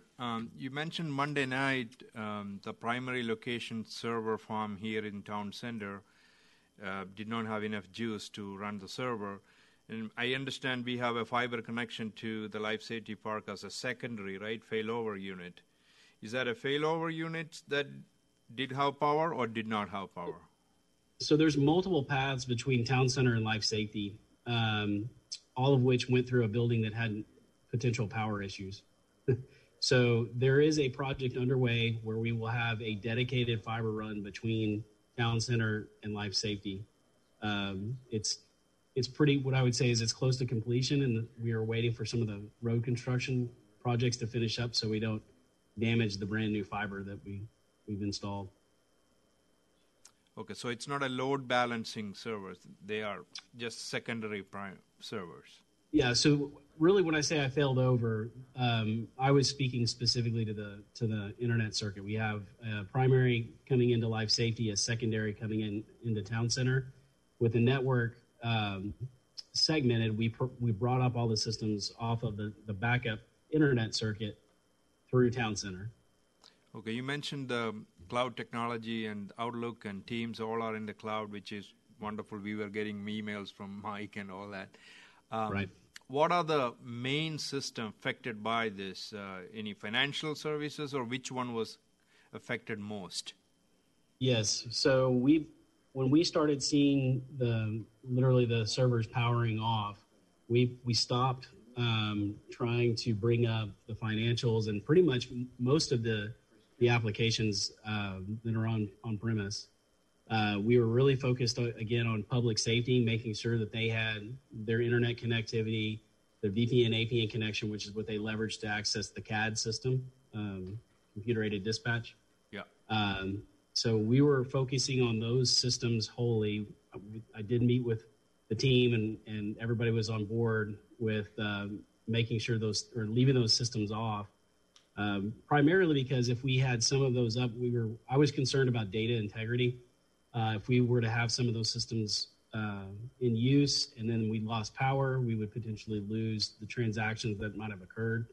And so really Thursday morning when we were bringing systems back up, we were looking back at Monday's activities to confirm that we didn't have any data loss. So as of right now, knock on wood, we have not seen any data loss from any of the systems that we are aware of at the moment. Thank you. Great work. Thank you. Jessica, you're up. Good evening, Mayor and Council. I'll echo what the other directors have said so far. It really was every department working in concert with one another, and it was really a joy if there is joy to found in the situation, it was joy working with the whole city to continue to provide services to our citizens. So on Monday, February 15th at 6:30 p.m., the core was opened as the official warming center in the city. So that was open for anybody needing a place to warm up and charge electronics. The warming center continued to operate 24 hours, 7 days a week through Friday the 19th at 8 p.m. We then reopened on Saturday and Sunday from 6 a.m. to 8 p.m. So during that time, about 335 people came through the doors to get warmed up. Some also stayed overnight and chose to sleep in the facility. We also had many animals come in, so we were happy to be one of the only warming centers in Dallas County to allow animals. There was very few who did that, so special thanks to PD and Animal Services for their support on us being able to allow some dogs and cats into the facility as well. On Friday, we also did double duty, and the warming center kind of turned into a water distribution site, so citizens were able to come in and fill up jugs and bottles within the core, take hot showers, and we also distributed about 293 cases of water during that time. And that water distribution is actually still going on, still available if there's continuing need. And when I was on at the court earlier today, there were still citizens coming in to utilize that service, and we're picking up cases of water. So we had about 26 employees throughout the week working at that warming center, and just about every city department was represented working those shifts. So the core reopened to normal operations yesterday, actually Monday, and showers in the water refill stations are still open, and that service will be continuing until there's no longer a need there. Moving on to the senior center, those staff work together to make over 800 wellness calls to our senior members. So just calling and checking on those folks just to ensure they had everything that they needed and they were safe and warm. Our park operations team worked diligently throughout the week deploying ice melt to city facilities. They dealt with a variety of weather-related issues. They also assisted our public works crews with water meter shutoffs in the evenings. And as Chief Barton spoke about today, they also assisted delivering some pallets of water to several apartment complexes who still had a drinking water need. And then just one last little bit of good news is our Art Center team has, in conjunction just with thanking the community and celebrating the community as our first responders and our trade professionals, they'd like to open up the Dave Washburn jazz concert on Saturday night to be free to the community. So you can go to coppelartcenter.org and sign up to get some free tickets there. So as of right now, there's still tickets available. So that's just a kind of a thank you to the community for a tough week and just wanted to do something fun to celebrate there. So happy to answer any questions that you may have.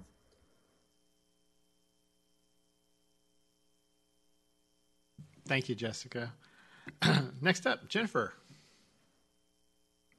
They're learning to speak quicker. Mayor and Council, I also want to echo what all the other directors have said, that this was a team effort. I will give you an update from the finance. We had two different perspectives. One is from the EOC support. Currently, we are trying to determine and get all the costs accumulated to determine whether or not we want to file for reimbursement. And should we decide to file for the reimbursement, we will have to set up an accounting team that will get all the documentation and submit for reimbursement. Part of the EOC support was that there were 3 divisions. Procurement was one of those. They were actually on site at the EOC on Friday, the 19th. One of the major focuses that they had was keeping the fuel, making sure we had adequate fuel. One of the things that came out of this that we need to do is we had the procurement card, but then we had locations that they had no electric, so they couldn't use the card. Sometimes the procurement card was denied. So what we are going to do is we are implementing a fuel card program so that they can go and have the fuel. We also are looking at having some cash on hand so that should we have an event like this again where there is no electric, they can at least, and they can't accept credit cards, they can at least purchase some items with the cash.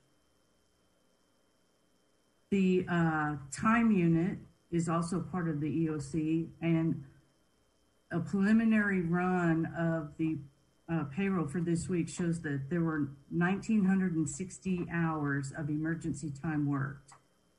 But that may be a little low because some of the exempt employees did not record their time as the emergency time worked. Plus, they still had that was just the preliminary run, so we still had to go through some things. So we are still working to determine the salary costs associated with this event. The last unit that was part of the finance at the EOC is the claims unit. And what we've done there is we activated a new program that TML has put together to help expedite the assessment and repair of our facilities. And what they will do is by activating this service, they will handle all the damages without us having to actually file a claim. They'll assign an adjuster to us, and we don't have to wait on them to file the claim, assign an adjuster, so it's all being done as one big package. It also will save us money because they will only charge us a single deductible by going with this program. From the operations side of finance, we did our accounts payable run the week before the storm. So we made sure that we had our checks cut and out the Thursday before the storm hit, just anticipating the weather, and should people not be able to get in, we wanted to at least get the checks out. We were impacted by the power outages. We were one of the major systems that did not have access to our systems, so that it was Thursday before we could actually get into the financial system. So from the budget perspective and the 5-year forecast, we're about a week behind schedule, but we're hoping to focus on that the next couple weeks and get those back on track. The accounting area, our main focus for the week was getting our CAFRs printed and distributed so that it could be presented tonight. We had staff in on Thursday once the power was up, running those copies. Procurement, they were working on everything remotely. And the division that was really impacted was our utility billing division. Since we were having access problems, the bills that were to go out on February 15th did not go out until the 18th, so they were a couple days late. We are going to continue with the due date, but we're pushing out the penalty date, but we're not going to assess the penalties anyway. So we've made that decision that we are not going to perform any kind of cutoffs. We're not going to have penalties assessed on the February 20th due date. We did have 208 customers sign up for the customer portal during this weather event so that they could monitor their usage. We did have staff, because the new meter system is cloud-based, we were able to access that and run our continuous usage reports. So we could see where somebody was having continuous usage, and we could funnel that information to public work so that it could be checked on to see if it was, if we needed to go cut the water off. We also, towards the end of the event on Thursday and Friday, we were able to put 2 of our utility billing staff out in the field to assist with the water turnoffs. And right now we are researching various options for leak adjustments. The ordinance that we have outlines a leak adjustment, but if we want to provide something different, we would have to have a resolution brought before council, and we have been advised by legal that if we do anything, that it needs to be applied uniformly. So we're researching different things that we might be able to do to provide relief to the citizens. And that concludes the finance portion of the report. I'll be happy to answer any questions anyone might have.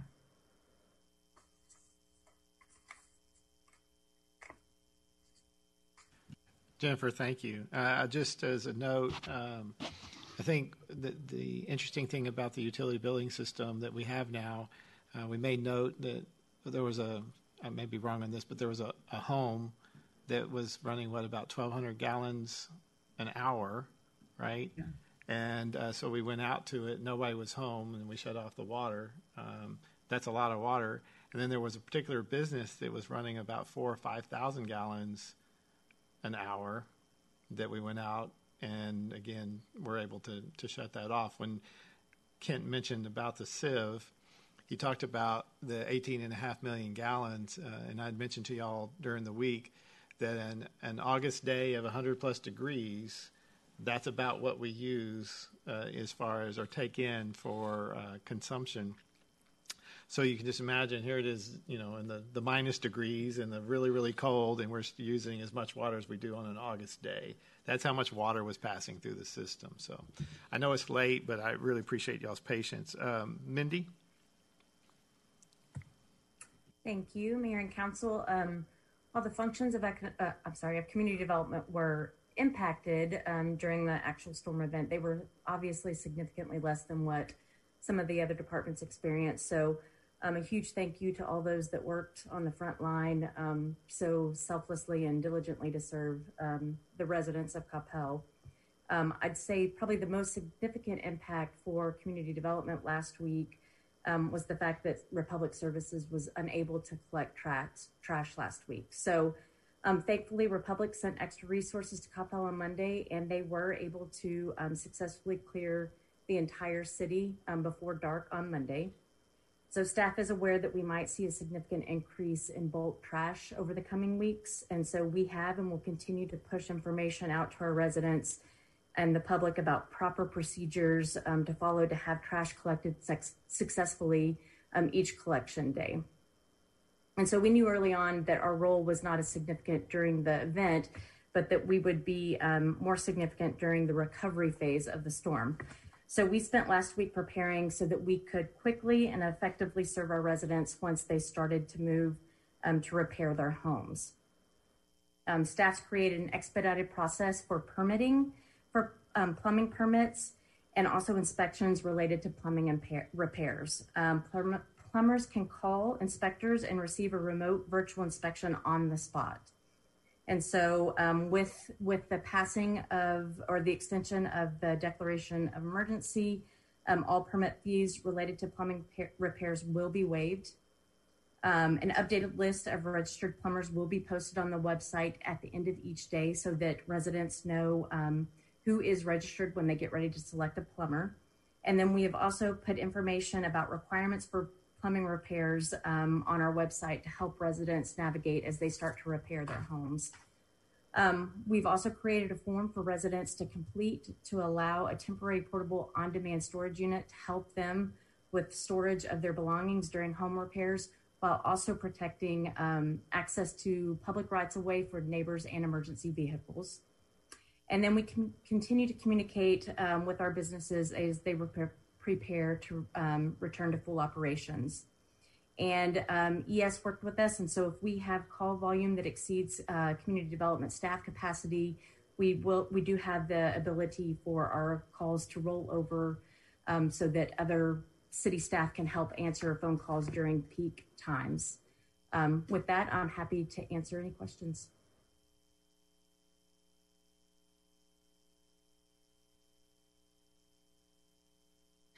Councilmember Mays. Mindy, can you please find out why Republic sent out a note early in the process that they were going to pick up waste or trash delivery on Thursday and then changed their mind and opted not to put it off till the following week? That was, I don't know, it seemed like they either responded too early or inadvertently or maybe didn't communicate. I believe their desire was to start trash collection on Thursdays, but they felt like it was still too dangerous to navigate the alleys in Coppell with the road conditions still the way they were. So they did start collecting at some of our commercial sites. So we had restaurants, grocery stores that had large volumes of food that they had to throw away. So they started collecting those on Thursday in order to clear their dumpsters, and then resumed trash pickup on Monday when they felt it was safe to navigate the alleys.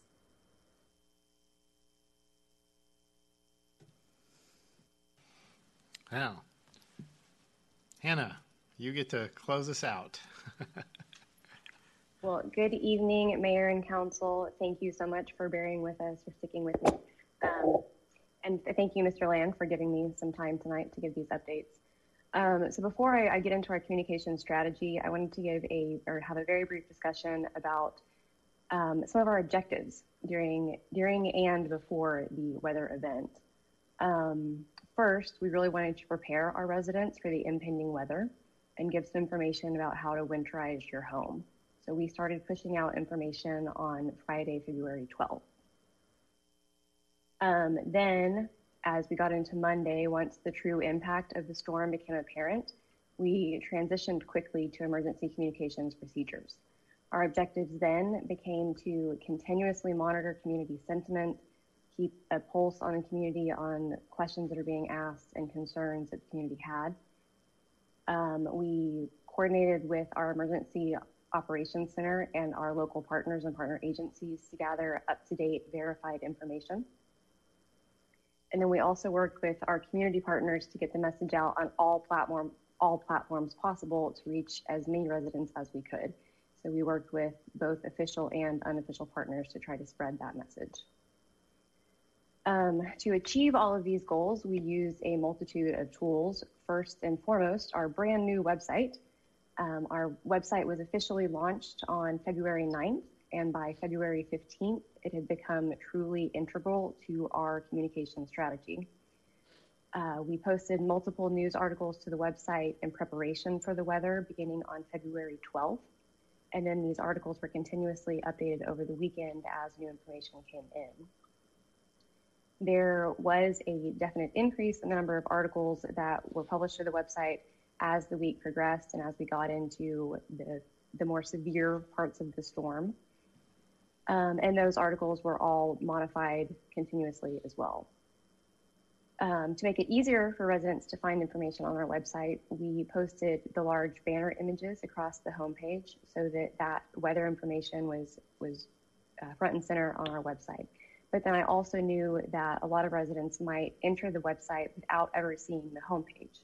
And therefore, I wanted to make sure that anybody that was entering the website from any page would be able to see those emergency notices and alerts. Therefore, we started using our emergency alert feature, which is new on our website. We started utilizing that on February 15th on Monday to announce the warming center. And then that was continuously used until it expired today. There is a chance that we will continue to put they won't necessarily be emergency, but put alerts up and notices up on the website as we continue through the recovery phase. So along with the updates that we were posting to the website, we began using our Coppell e-news distribution list to send out email updates. We started using that list on Wednesday, February 17th.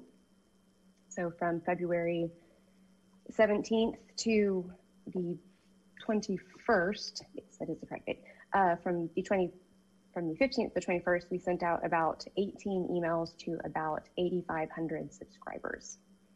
On average, these emails for our normal Coppell e-news has a open rate of about 25%, which sounds low, but it is pretty good for an online newsletter. During the severe weather storm, the weather updates that we were sending out had an average open rate of almost 40%. So quite an increase there. We did see a lot more readership, or at least opens, of our emails. Social media was also one of the key ways that we communicated with residents.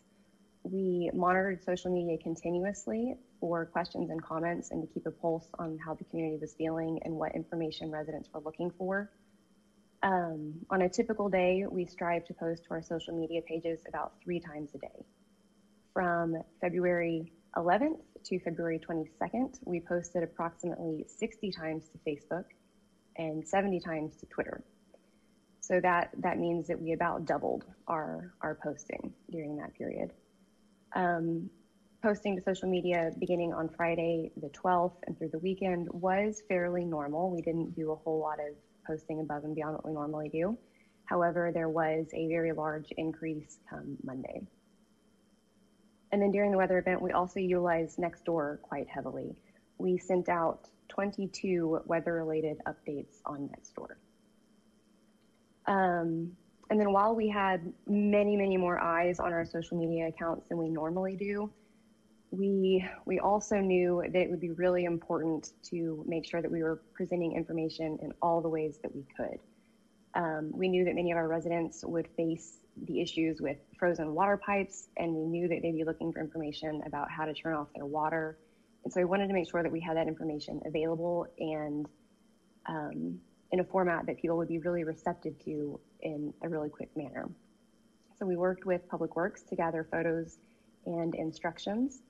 And within 24 hours, we had a video put together for how to turn off your water. And that video actually had very large numbers of viewership on YouTube. We were very pleased with the amount of people that saw that video. Last but not least, we used our Notify Coppell system to send out an emergency call, text, and email to approximately 15,000 subscribers. This was the alert letting residents know that we were having some issues at our water pump station and that we were asking them to conserve water. Once that issue was resolved, we used that same system to send out another alert updating them. Let's see, as we were putting messages together and working to spread the message throughout the community, we saw large increases to our community engagement on our posts. We gained 300 new Facebook followers over the week, and we saw a 268% increase in the number of people that we reached on Facebook over the prior 12 days. We also gained 240 new followers on Twitter and saw an increase of impressions on Twitter of almost 600% over the last 28-day period. With all of that said, I agree that there are things that we could have done better, and this event was definitely not without lessons learned. I am always looking to improve, and I am always open to feedback and suggestions. And that concludes my report, and I'm happy to answer any questions.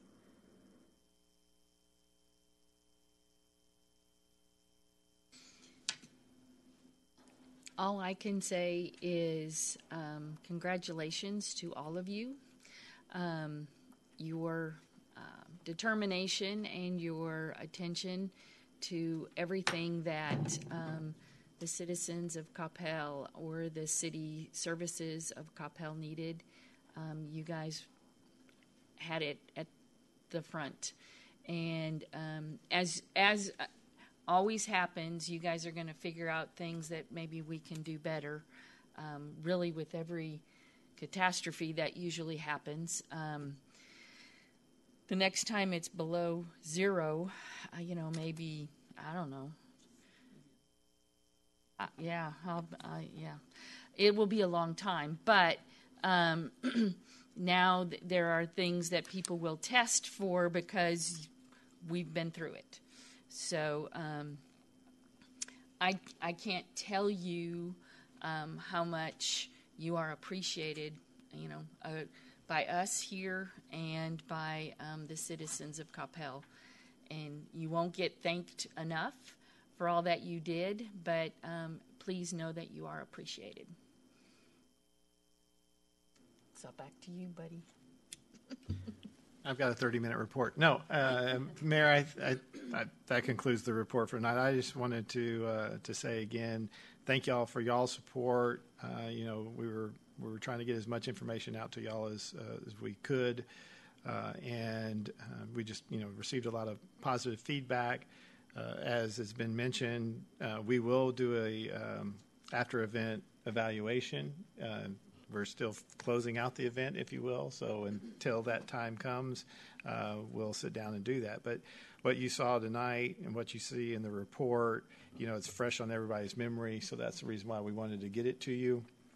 And just know that everybody that you're looking at here, there's several hundreds of people behind these faces that were in the field and just doing yeoman's work, and they were I call it the Herculean effort that was put into it, because they were fighting, and I've used that word, but they were fighting every minute of every day throughout that entire week. It was just amazing to see just how hard they were fighting for this community to make sure that they were being taken care of and figuring it out on the as they were going through the situation. Intech, while they didn't get a report tonight, Intech's volume of calls, our emergency 911 system, the non-emergency numbers, and all the different things that were going on. So it was even though Hannah mentioned, and they started preparing for it based on the weather advisory, the wild card in all this was the power. That was so when you ask the question about how we're going to prepare for ourselves, we now knew you've heard the term black swan before. Now what is it going to look like if we go without power? And if you think about what ERCOT said, just the severity of, we were within minutes of having month-long blackout. We're going to be talking about that, and we're going to be coming to you. And at some point, there is not a financial return to that kind of investment, but how do we prepare ourselves for that kind of situation? So, when the question's asked about the debrief, that's the kind of questions we ask ourselves. What happens if? And what do we do when, right, in terms of what's going on? So I do appreciate y'all's support, and I can't say enough. I'll say amazing that the work that they did. For those that are inside the organization, they know what I mean by that. But they did a phenomenal job. And to our citizens, it is very meaningful to receive the emails that we have been receiving from our residents telling us thank you for what we were able to do and to help them. It means a lot, because we're out there in the middle of the night, freezing temperature. Our guys and gals are just doing tremendous work, so they never see the faces of the people that are being impacted. But getting those kind of notes offer significant words of encouragement to our employees, and so we really appreciate our residents, and we know, so here's the deal. We know we can get better, and we're going to work to do that. But in the meantime, we have an exhausted group of employees right now. I will tell you, they are exhausted. And the sun that came out yesterday and today was just needed energy for all of us. So thank you.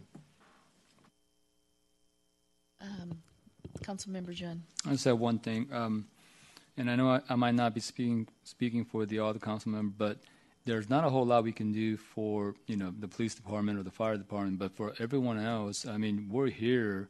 We're not here just to hear your report, but if you need our hand, we're here to lend a hand. So, going forward, just know that we're here to assist as much as we can as well. Councilmember Roden. Yeah, thank you, Mayor. Just to echo the comments to our staff who have just been fantastic, but I also want to echo Mike's comment about our citizens. I can't tell you how many people reached out to me to say, I've got extra firewood, what do I do with it? Or I've got a place to stay. Or there were so many posts on Facebook of where can I drop off a hot meal? And it really just helped solidify in my mind what a great community we live in, that without a lot of structure to it, people were just looking to help each other, and it says a lot for our whole community, and it was just really good to see. I would echo that, because whenever something happens in this community, people jump out to help, and you could see it everywhere you looked. Councilmember Hinojosa Smith. Yeah, and I'll just echo everyone's comments, and I know I've said it before, but I'll just say it again. And y'all did truly a phenomenal job, and I think that's an understatement. And Hannah, I know even though you closed with like we could do better, I mean the reality is y'all did an amazing job with what you were handed. There were so many unknowns and so much uncertainty, and who would have known that rolling blackouts were not going to be 45 minutes, but we're going to be hours at a time. Nobody knew. And so each and every one of you and your staff, deserve just a huge heartfelt thank you. And I'm really humbled and proud to serve with each and every one of you. So thank you. Councilmember Mace. I'd like to thank Mike for putting together or asking the directors to put together the presentations, because I had honestly no clue that number of different departments were involved throughout the week. And I think it goes a testimony to each of the departments and all the employees to work together to come together for the good of the city. And thanks everybody for working so hard last week. And you're going to give them all the week off, right? No. Oh, sorry. I tried, but He did try. I know that you guys will do a lot of work to see what you can carry forward, new things that you learned, and then also look at things that maybe you weren't as happy about, but try to focus on all that wonderful things that you did, and make sure that the employees that work with you, that they know how appreciative the citizens are, and that we are here for everything that you all have done. And I'd look forward to seeing people out in the sun and laughing at an event sometime soon. We're working on it. Yeah, and then that we will also be turning our eyes toward the state legislature and, what they hope to do is to make that word reliable, meaningful in the word ERCOT. So if you have suggestions of things that we can pass on, please don't hesitate to get those in our hands, because people are asking us for that information. I know I just opened up a wide open invitation, but I mean it. I will be more than happy to pass on any information that you would like me to pass on. Mayor. Yes, sir. Just one final thought. Thank you, Mayor. We gave kudos to all the staff, but I also want to recognize our city manager, Mike Land, also did a good job, and thank you for providing your leadership. Yes, he's often, he's never overlooked, but he often does not get the thanks that he needs, so I'm very thankful that you reminded us to do that as well. I never say thank you to you enough, I know. He reminds me, but... wait, I'm sorry. Trying to bring a little levity to this situation, so thank you again. So let's move to mayor and council reports. Oh, I'm sorry. I am so sorry. The Honorable Mr. Long would like to say something. I apologize. That's exactly right.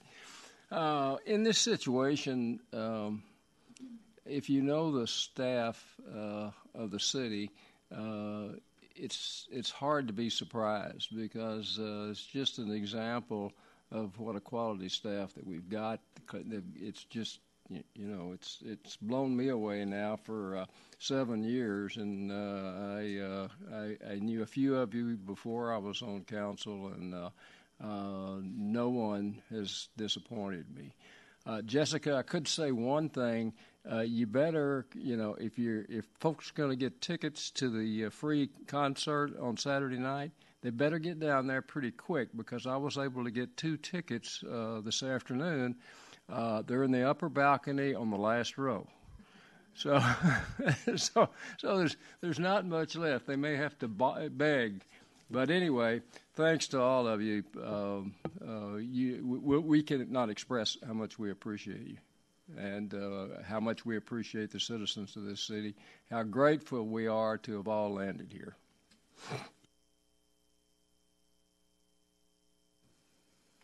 Did I miss anybody? Okay. Thank you again. Now you can disappear and relax. Thank you very, very much. So, Mayor and Council reports. Anyone interested in running for council? The filing for Place 3, a special election, ends on March 1st at 5 p.m. Applications and forms and information regarding running for elected office can be found on the City Secretary's election page. The election for both the municipal general and the special election will be on May 1st. On Saturday, the 27th at 11 a.m., join at the Coppell Arts Council out on the Grove for the Magic in Music performed by the Coppell Community Chorale. It's free, so you can check it out on the CoppellArtsCenter.org page for more information. And then we talked a little bit about the 27th. The Dave Washburn Jazz Band will be performing in person and Facebook Live starting at 8 p.m. at the Art Center. So if you can't get that ticket, you can go to Facebook Live. Dave Washburn Jazz Band loves to play New Orleans-style jazz and swing. Tickets are free, but contact the CoppellArtsCenter.org for ticket availability. Are there any other activities going on that people would like to report? Think if there's anything. So with that, we will go to council committee reports. We have the Dallas Regional Mobility Coalition by Councilmember Roden. Thank you, Mayor. I know it's late. I'll be brief. DRMC is almost exclusively focused right now on activities at the Texas legislature and how they affect transportation issues. We had Representative Todd Hunter at our meeting in January and Representative Yvonne Davis at the meeting in February to try to keep us up to speed, both on what's happening in Austin and trying to learn better how we can have access with very limited access in the Capitol to be able to impact those transportation issues. So we'll continue to stay focused on that the next 3 months, and I will let you know if anything changes. Thank you. Thank you. Woven Health Clinic, Mayor Pro Tem Hill. Yes, due to the storm last week, I do not have a report for you, but we'll try to get one in the coming weeks. Thank you. Thank you. MetroCrest Services, Councilmember Mace. Thank you. Last week was a challenge for everyone, but especially MetroCrest. They were impacted more than most. The effects of the Arctic blast had significant impact on MetroCrest Services clients. For those already struggling with self-sufficiency, losing groceries due to the extended power outage, or just experiencing busted pipes in their home or apartment, rendering it uninhabitable, just wasn't an inconvenience. It was truly a disaster. MetroCrest is asking for emergency financial support. Cash donations of $150 or greater are appreciated to feed the children whose primary source of nutrition was the school lunches, which did not occur last week. The unexpected week-long closing of schools was devastating to those children. They did open the food pantry over the weekend to try to accommodate that. The donations are urgently needed, with the greatest need for diapers, wipes, and personal care products. With the warm weather returning, regular business hours did resume yesterday, and they are seeking desperate assistance to cover their losses from last week. Not good news, but thank you for the time. Thank you for that. Any public service announcements?